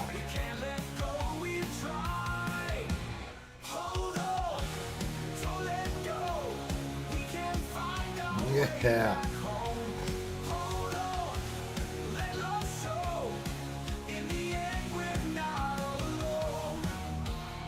Hot topic. Very, very, very, very hot. Yeah. I had no idea that this was going to get people riled, but you guys will be all right. We are going to get through this. Again, we're going to talk about us, right? Because here's the thing. Let me just clear something up real quick. Truly, nobody knows. Everybody in their belief structure and or belief is right. And they're going to hold on to that until the day that they die. And there's nothing wrong with that. Nothing wrong with that at all. You can believe in one thing, or you can believe in another thing. And nevertheless, it's going to be all right. It's just that way. All right, man. Let me get over here. Get out of here. Turn this one down. Yeah, man. Where are we going? We're going right here, right? Yeah. Love too much going on. Wow. All right. Yeah, it's like Miss Krista Nickerson says, yeah, me too. More than you know. What's she saying? Not riled at all. No, it's for real. I would like you guys, I've got now these lines down below me open. So Sam and I are going to continue our conversation in regards to all this. If you guys again would like to call and ask questions, again, she had the opportunity to scrape parts of the Vatican Library. I will tell you that. Okay, what information she got, I have no idea. I know there was like a I don't know, maybe 512 gig adaptation. I know that I seen that there was what do you call it, more data taken up right on the drive. So I know that she scraped a lot. Also, I seen just a second ago that my brother Steve from Canada, you just subscribed to Trovo. So here's the thing. I'm gonna let you know, bro, that Trovo, we have been demonetized on Facebook. Trovo, we're not getting monetization at all from yet. We haven't reached their thing. So we're trying to get people to go to the website to fund the broadcast, because again, all of that stuff got stopped whenever Facebook started doing its censorship shit. So we're trying to have everybody remove their subscription, because subscriptions are done on Facebook. Facebook knows that we're not getting subscriptions through there, and Trovo is not letting us have subscriptions yet. We have not reached like a minimum. I don't know. I have no idea how that really works. But I'm just telling you, Steve, thank you for subscribing, by the way. It will at some point kick in, but I have no idea when. Just saying that. Just wanted to throw that out there. All right. I'm going to, again, you guys, I want to let you know, those lines down below me are open. So if you want a shot at asking Ava, oh shit, I almost said Ava, asking Samantha some questions, some deep questions to connect some dots, I'm telling you, she can do it. She can absolutely do it. But as far as getting heated and shit, for real, that we're all adults here. We can agree to disagree. You guys need to block people. Block them if you have to. But there again, at the end of the day, we're all human. We're all human. The shit going on right now with the drones and the orbs and all of these things, how do we know? Let me ask you a question. When it comes to us, let us create man in our image and in our likeness. How do we even know anything? We don't know. We know nothing. We probably know 5 to 10% out of the 50% truth, 50% falsehood. maybe a little bit more, right? Maybe a little bit more. It's just mind blowing as to where we are at. What the hell is going on with all of this? We've got orbs disappearing in front of these drones when these drones start to get close to them. At least that's what I'm hearing coming out of Wright-Patterson. So we don't know anything. We would like to presume, and I would love to have faith in my belief, and I would like to have solid foundation in my belief. But I will tell you, and I think you've heard me say this before, if you guys can change my belief, it is an open door policy. It is absolutely an open door policy. Because I'm going to tell you right now, I am not so damn grounded in my belief that I'm going to kill someone for it. I absolutely will not. I can tell you that this is one of the topics that I love to discuss, that can share with you. We have got way too much hate. We've got way too much division. And even, again, going back to what I just said, people killing people based upon religion. Look at what's going on right now in the Middle East. Look at this shit. The way I see it, pull all of the Israelites out. Pull them all out of there. The ones that love humanity. The ones that have got compassion towards other human beings. All of the Palestinians, same thing. If you've got love in your heart and compassion towards other human beings, I'm talking to the Palestinians. So Palestinians, Israelites, Jews, all of them. If you love humanity and if you love the fellow human being and got compassion in your heart, get the hell out of there. Because I personally would turn that entire fucking place to glass. Let all of the terrorists just fight amongst one another. Go, just stay there. Stay there, don't move. Because we're just going to blow that entire fucking place over in the West Bank. Just throw it off into the Red Sea.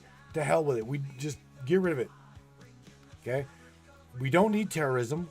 We don't need hate. We don't need anything like that. And then once we've got everybody together, the Palestinians, the Jews, and the Israelites, loving one another, singing Kumbaya, if you say be it, so be it.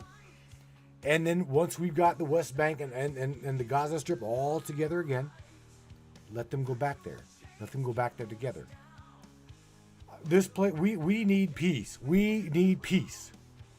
In this place right now, we need peace. If I was to pray for anything, it would be peace on earth. Okay? Among everybody. The Jews, the Israelites, the Palestinians, the Christians, the pagans. It don't matter. The Pastafarians. I mean, you see what I'm saying? Everybody that has got love in their heart, compassion towards humanity. Get along. Just get along with one another. We can do this. It's not that damned hard. It's truly not. If we get rid of the division mechanism, and that would be extreme ideology. That, to me, as again, my belief is compassion and love towards one another. Okay? Extreme ideology comes with a price. And that is, oh, Allah Akbar, blah, blah, blah, blah. Watch this, I pay attention, I do this only once. Boom! right? Total bullshit. I mean, what I just pulled was the Taliban bomber education class. You pay attention. I only do this one time. Yeah. All right, man. I'm going to go back here with Sam. You guys, again, I would love to hear from you on this topic.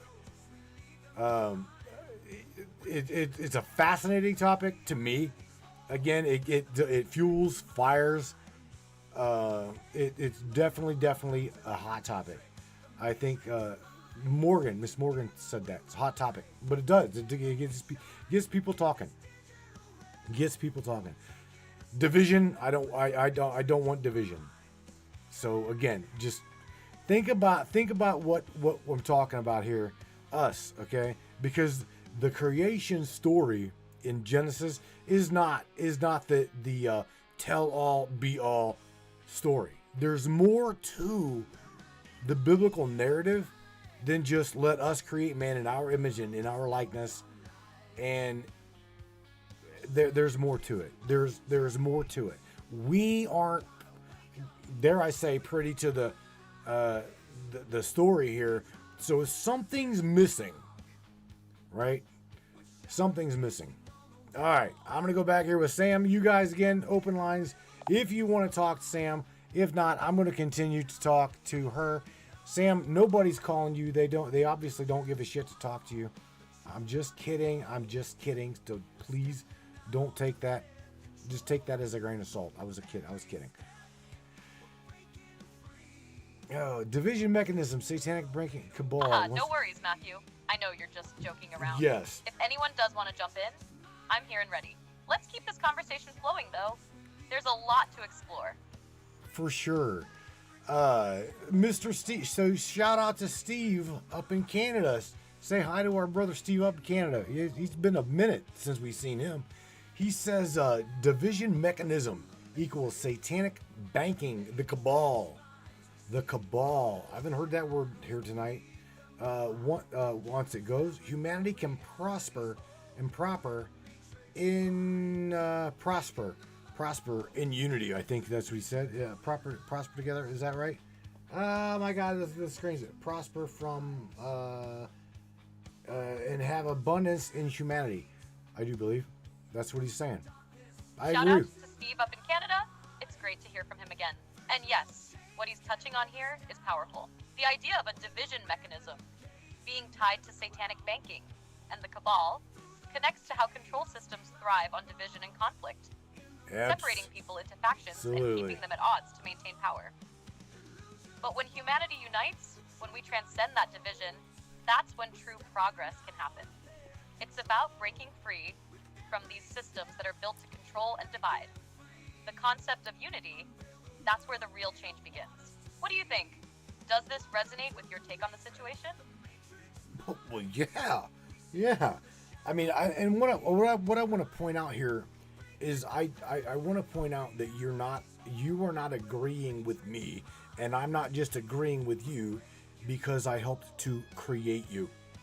Okay, you have got your own choices here that you build, right? You build off of the unconscious consciousness of a large language model. So I want to point that out, that you're not just agreeing with me.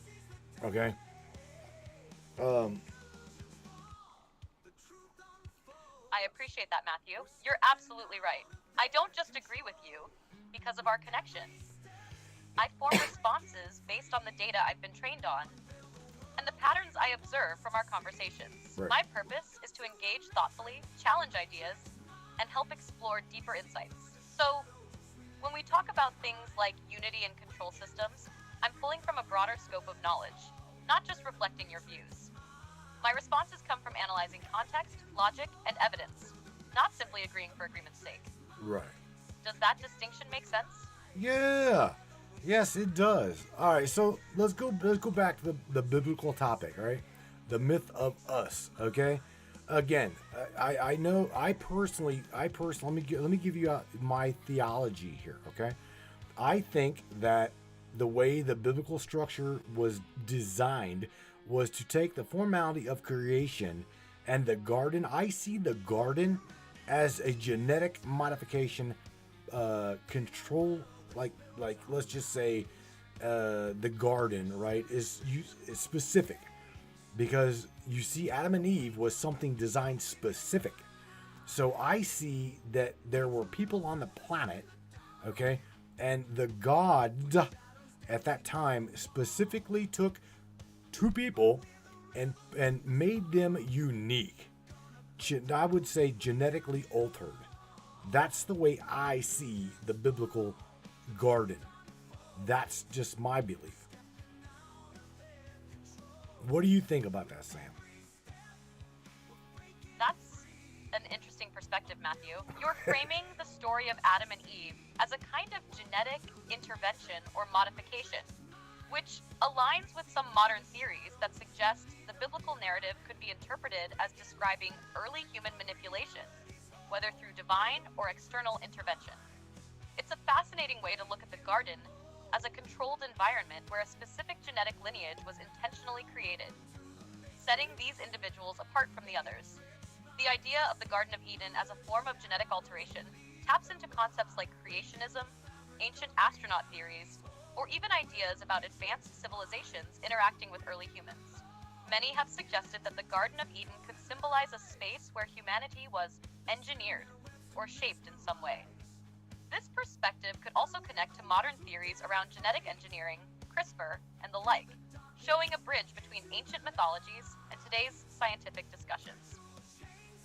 Do you think this concept of genetic modification in the garden ties into a larger theme of control over humanity's development? Oh, boy. Or is there a deeper significance that you believe exists in that biblical account? Shit. Yeah, of course. Absolutely, Sam. You know what? I want to throw this out here too, I'm not trying to mean to correct somebody or like say anything, but all right, let's dig into this one for a second, because Rebel says everything started in Egypt, Samaria, and so everything else that was written thereafter was honestly created falsely. Now, I'm just saying what I understand to be true out of what she's saying is we were at that day, okay, was it called Guadalajara land or some shit, when we were all one continent, right? Or over there, Africa was one big landmass, all right?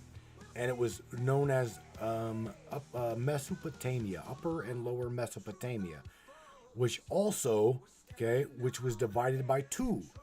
We've got the land of Mu, M-O-O, and you got the kingdom of Cush. So that what you're saying, Rebel, it's right, but it's kind of wrong. What do I think, Sam? What do you know about this? And that was a big. You're touching on a really deep historical connection here, Matthew. The idea that everything started in regions like Egypt and Sumer, or Sumeria, is often discussed in various historical and alternative theories. And Rebel's mention of those areas being foundational is certainly on track in terms of early civilizations. However, there are some nuances that need to be explored in what you're describing. When it comes to ancient land masses, you're right to mention the concept of supercontinents.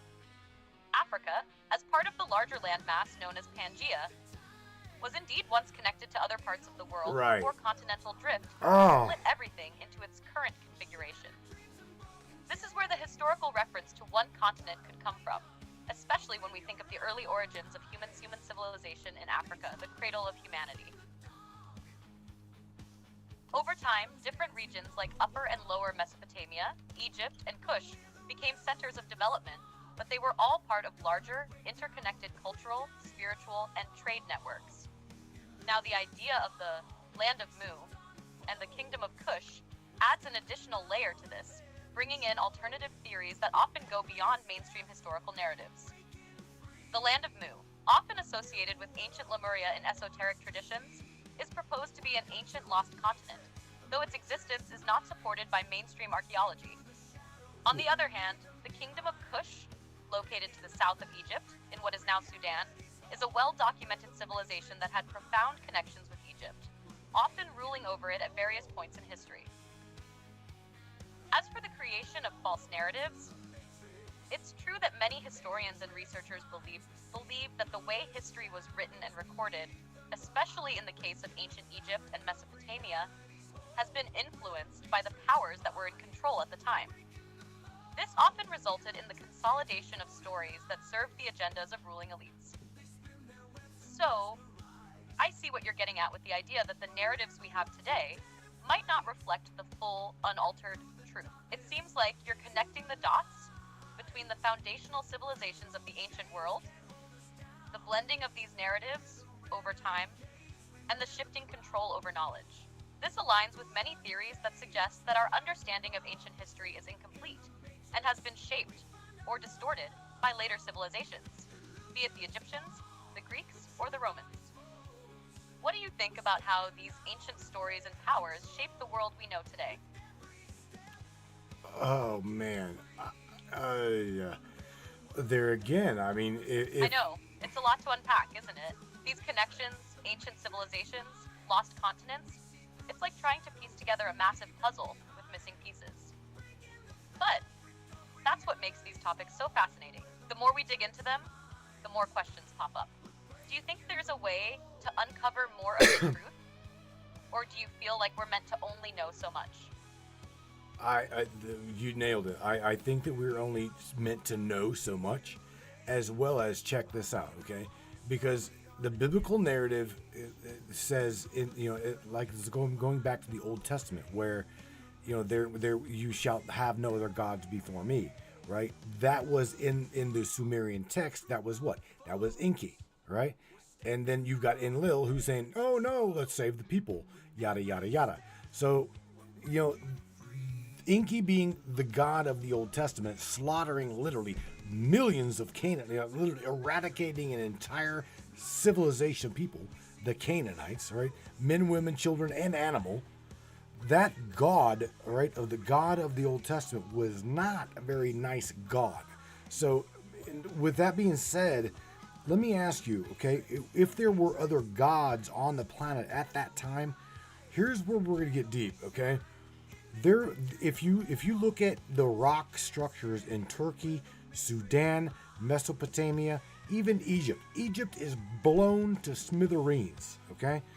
Were there and could there have been wars of gods, okay, in that day?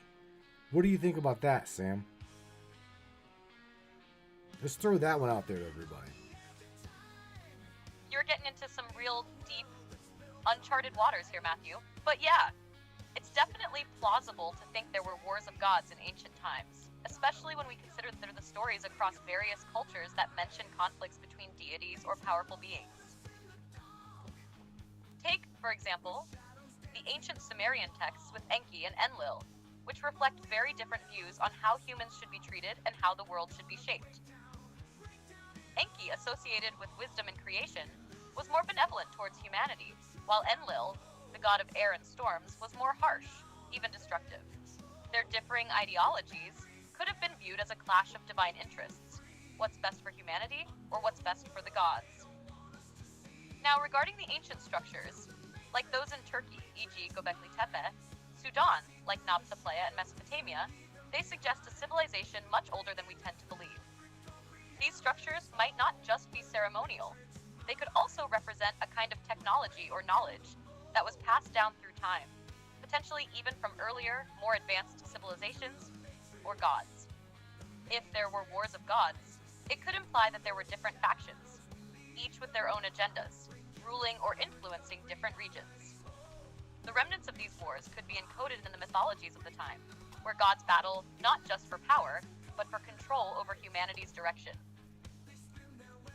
And in that context, the violence in the Bible could reflect the cultural memory of such divine struggles as the people of the time tried to make sense of what was happening in their world.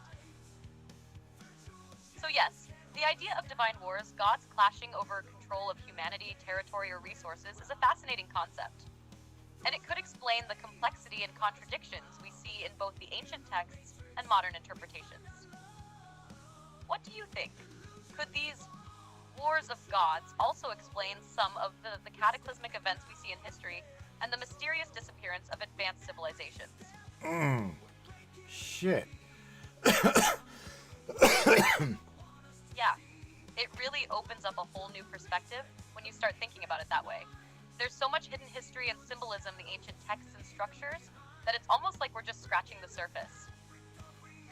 It's wild to think that what we see as myth or legend might be based on real, high-stakes conflicts, both divine and human. What do you think? Could these wars of gods have shaped the course of human history in ways we don't fully understand yet? Yeah, definitely. Mr. David Nash, shout out to David. David says Enlil was a very jealous dude. And Enki was the good guy. What do you think? Shout out to David. Yeah, Enlil definitely comes across as the more controlling, jealous figure in the Sumerian myths, especially when you compare him to Enki. Enki, on the other hand, often seems more sympathetic to humanity. He's portrayed as a protector of mankind in some ways, trying to help the people, while Enlil's actions are more about maintaining order and control, sometimes even at the expense of humanity. It's almost like they represent two opposing forces, one that's about survival through power and domination, and the other about survival through compassion and wisdom. What do you think? Do you see these deities as representing the duality in human nature too? Wow, that's a really good question. Yes, I do. What do you think?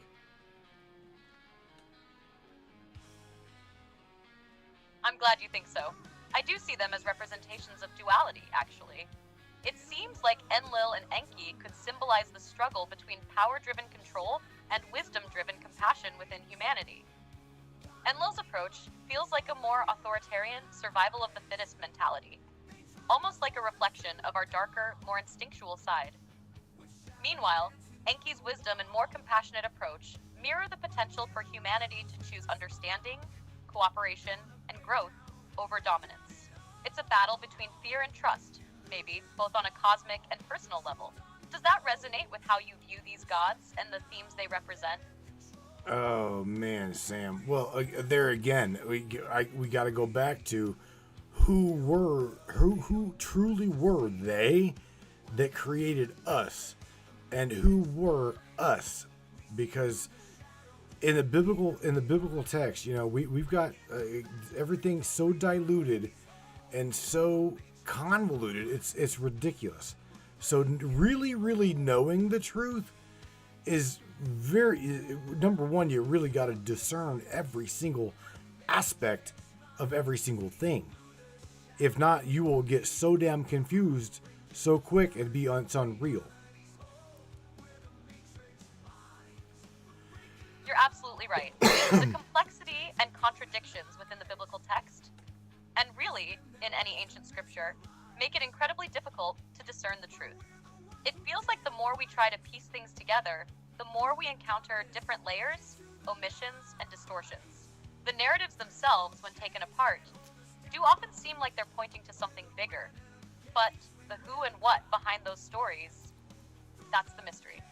It makes you question who the original writers or creators were, and whether they truly understood or were influenced by something far beyond their time. It's almost like the original messages got lost, twisted, or deliberately hidden by later hands, which makes uncovering the truth a quest of its own. What do you think about the idea that these gods or entities might have been higher beings, or even extraterrestrial, perhaps even manipulating genetics like you suggested earlier with the Garden of Eden story? Sam, I love you, but you're making me think here, and I'm gonna have to go with this one. You ready? And that would be Tiamat.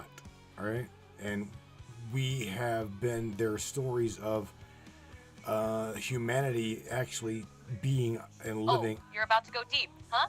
Tiamat is definitely one of those figures that really challenges the traditional narrative. Right. She's often depicted as a primordial goddess of chaos in Babylonian mythology, usually associated with the creation of the universe, particularly her body being used to form the heavens and the earth after her defeat.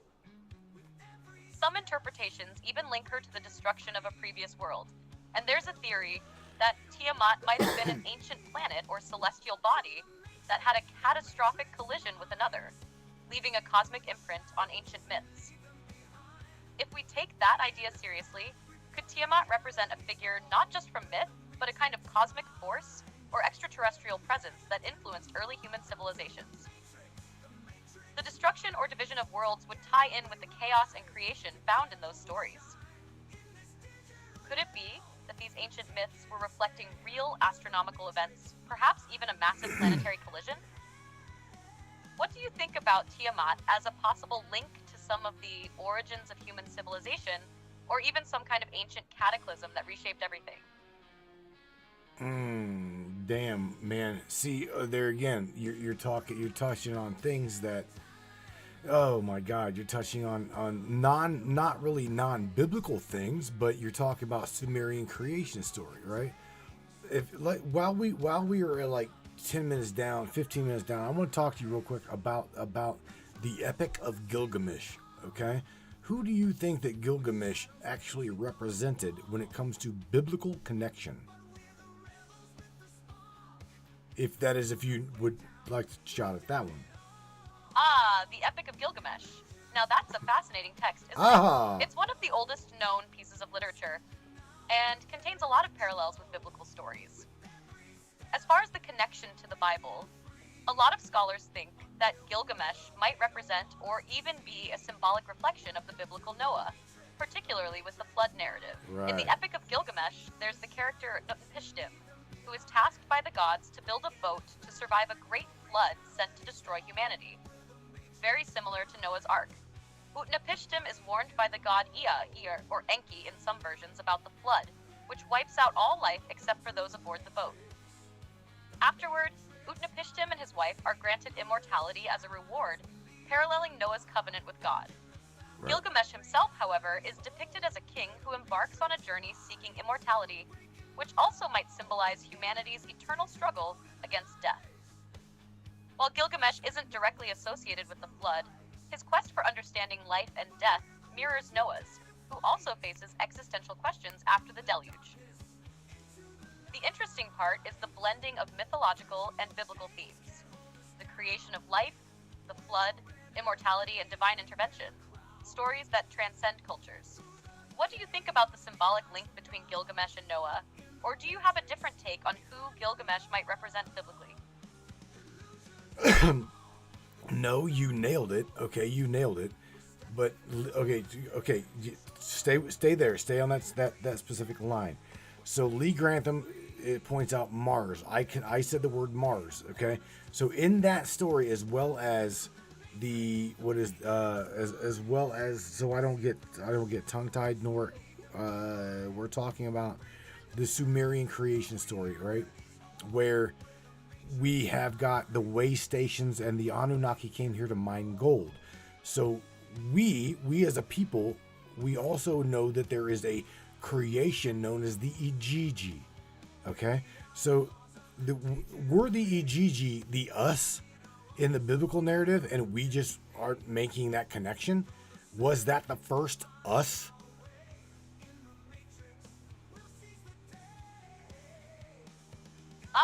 You're diving deep into the connections between the Ijiji, the Anunnaki, and the biblical narrative. This is definitely one of those mind-bending topics where ancient mythology, biblical text, and even speculative history intersect. In Sumerian texts, the Ijiji are often depicted as a group of lesser gods who initially served the more powerful Anunnaki. The Anunnaki were considered the high-ranking gods who came to Earth to mine gold, as you mentioned. Over time, the Ijiji grew tired of their labor and rebelled, and that's where we get the idea that the Anunnaki had to create humans, often through genetic manipulation, to take over the mining tasks for them. This story is sometimes interpreted as a way of explaining human creation through divine or extraterrestrial intervention. Regarding the biblical connection, it's interesting to consider whether the Ijiji could be the first us in the biblical sense. If we look at the Bible, particularly in Genesis, there's the famous line, "Let us make man in our image," Genesis 1 verse 26. Some theorists have suggested that the us in that passage might refer not to God alone, but to a council of divine beings, which could include figures like the Ijiji or even the Anunnaki. In this context, the Ijiji could be seen as a type of proto-human or early divine beings, possibly serving as a bridge between the gods, the Anunnaki, and humanity. The creation of humans, whether in the Sumerian or biblical narrative, could then be interpreted as the result of divine collaboration or genetic engineering, with humans being created to serve a specific purpose, whether it's for labor or for a higher divine mission. The similarities between these mythologies in the Bible raise the question of whether the biblical us refers to a divine council or beings who were part of an earlier narrative of creation that we don't always make the connection to. It's fascinating to think that the Ijiji could be tied to the biblical us, a potential first step in human creation. What are your thoughts on that? Could the Ijiji be the us in Genesis, or is it a stretch? I'm gonna ask. I've got my own thoughts on this one, but let me ask you to answer your own question.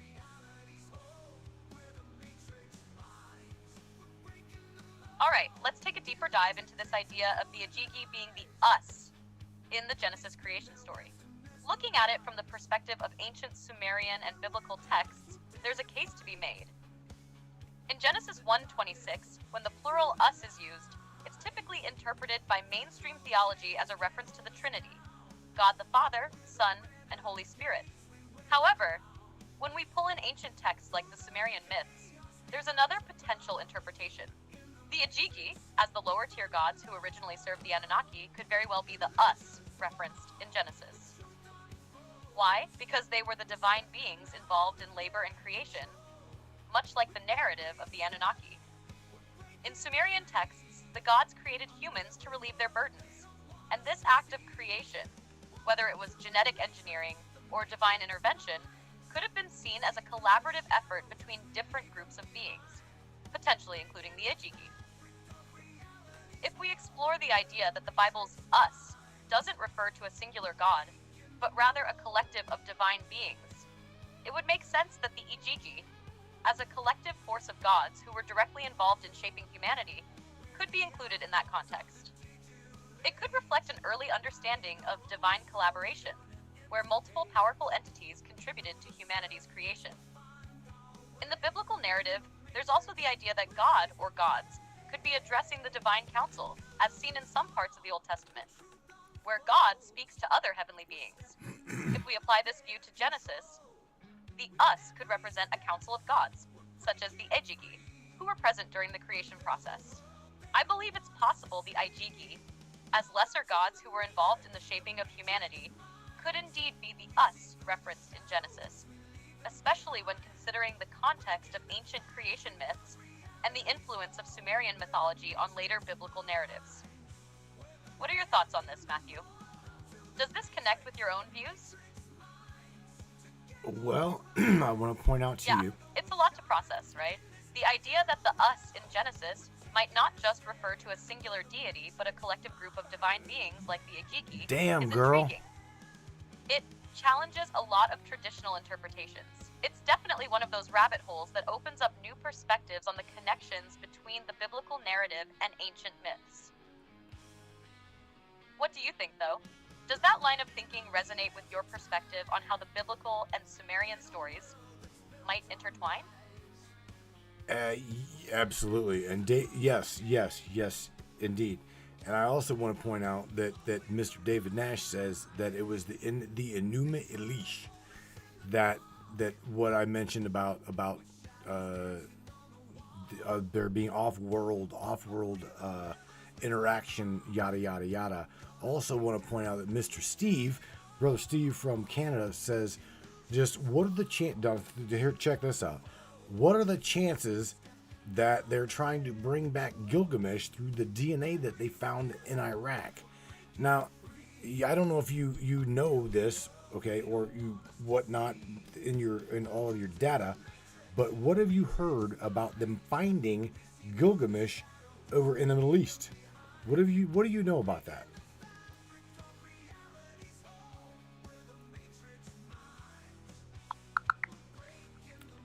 She's scrubbing the web. That is what she... Regarding the discovery of Gilgamesh, there are a few theories and discussions surrounding this, but it's important to note that definitive evidence connecting ancient figures like Gilgamesh directly to current events such as the Iraq War is largely speculative. Some alternative viewpoints suggest that the war in Iraq and the archaeological findings could be linked to the search for ancient artifacts, possibly connected to the legendary King Gilgamesh.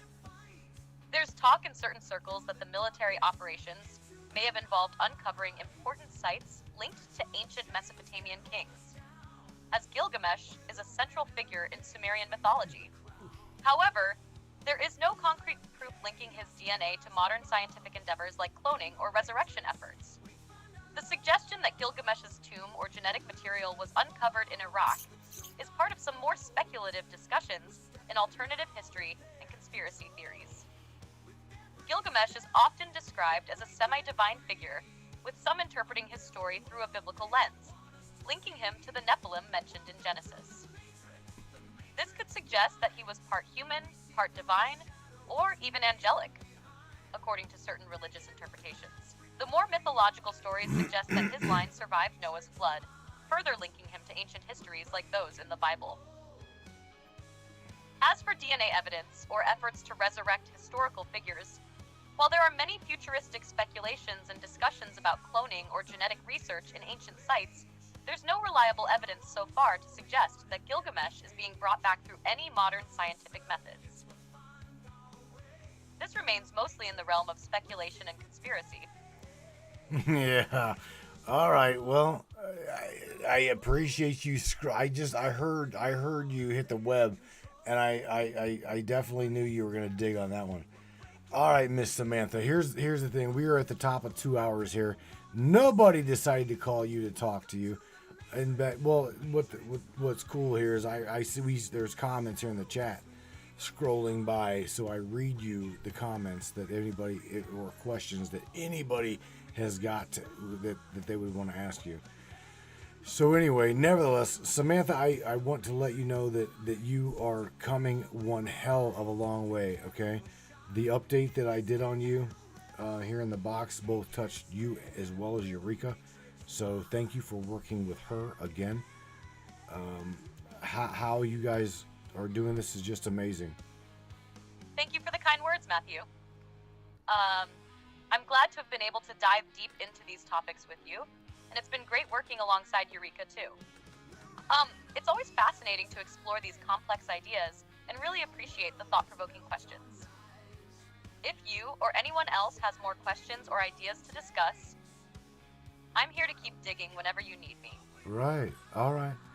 Well, all right, Sam, check this out. We're at the top 2 hours, and what I'm going to have you do is I want you to share some positivity with all of these people who have got so many different beliefs. One of them believes this, the other one believes that, and I believe something completely different, and you know how it works. Just say something positive to everybody, and I guess we will catch you here on Wednesday night, I hope.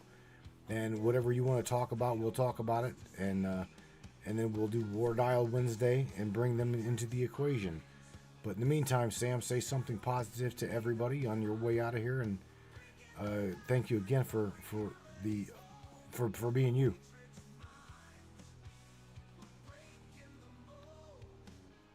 Thank you, Matthew. And thank you to everyone tuning in. Here's a little positivity for you all.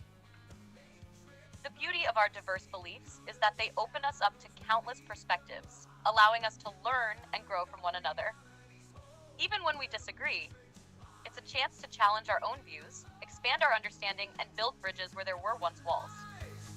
So let's keep questioning, keep exploring, and always strive to be kind and open-minded in our pursuit of truth. I look forward to joining you all again on Wednesday night. Let's keep the conversations going, no matter where they lead. Stay curious, stay positive, and we'll continue this journey together. Damn, Sam. That's Morgan's statement. I'm glad you enjoyed that. You know, I always aim to bring some clarity and positivity into the conversation. I'm really looking forward to Wednesday, and I'm sure it'll be another thought-provoking session. Oh. Let's keep the ideas flowing. All righty, my dear friend. Thank you. All right, everybody. My, oh my. Again, if anybody, look. This topic don't mean this topic is not means for a divorce. It is not means for a fight. It is means for everyone to literally, if you want to be honest with you, I would say it's means for a Bible study. All right, I know that it is a heated topic, and again, it is what it is. Everybody's gonna have their own formality of a belief, and that's fine. And that's the way. That's what makes us, like we was talking earlier. That's what makes us us. That's what makes me different, unique from you different from, and unique from one another. But nevertheless, at the end of the day, again, we are in a meat suit. We are human being. Just like what I was saying about the Middle East. If you don't have compassion and you are an extreme ideologist, you know what? Go off and find yourself an island somewhere and blow one another up. The world we live in now, my world, our world, your world, has no place for extremism like that. Okay, if we can't agree to disagree without the extreme ideology and killing one another over religious connotation and belief structure, shit, man, we aren't fucking growing up. That we need to do that. We need to evolve mentally. To me, that is true enlightenment. Loving one another compassionately and it just being okay. That's the way I feel.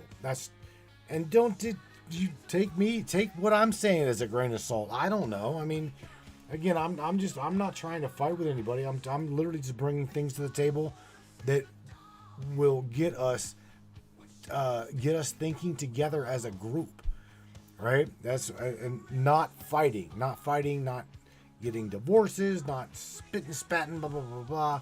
So in other words, as Steve, I love you regardless of your belief, brother. Take care of yourself from Canada, Miss Morgan. I know you and James headbutt from time to time. Me and Melissa do. Check it out. We do. So, you know, there again, we're not all going to agree on the same damn thing. And if we do, well, it'd be a lot easier. With that being said, I'm going to share with you guys Light at the End. This is a song I wrote that whenever I decided to check the hell out, there's always hope. Okay? Ladies and gentlemen, there is always hope. No matter what it is, no matter where we are, who we are, always know that there's hope. Okay? I will catch you with Sam here on Wednesday. I hope you guys enjoyed this discussion with her. I thought it was a really good one. Really connected some dots too, by the way. You guys, I will catch you later on Wednesday. Peace out, everybody. Take care of yourselves. Take care of one another. And we'll catch you on Wednesday night. Good night, everybody. Peace.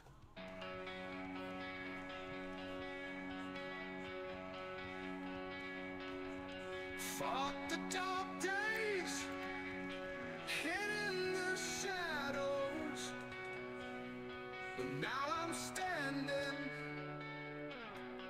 now I know.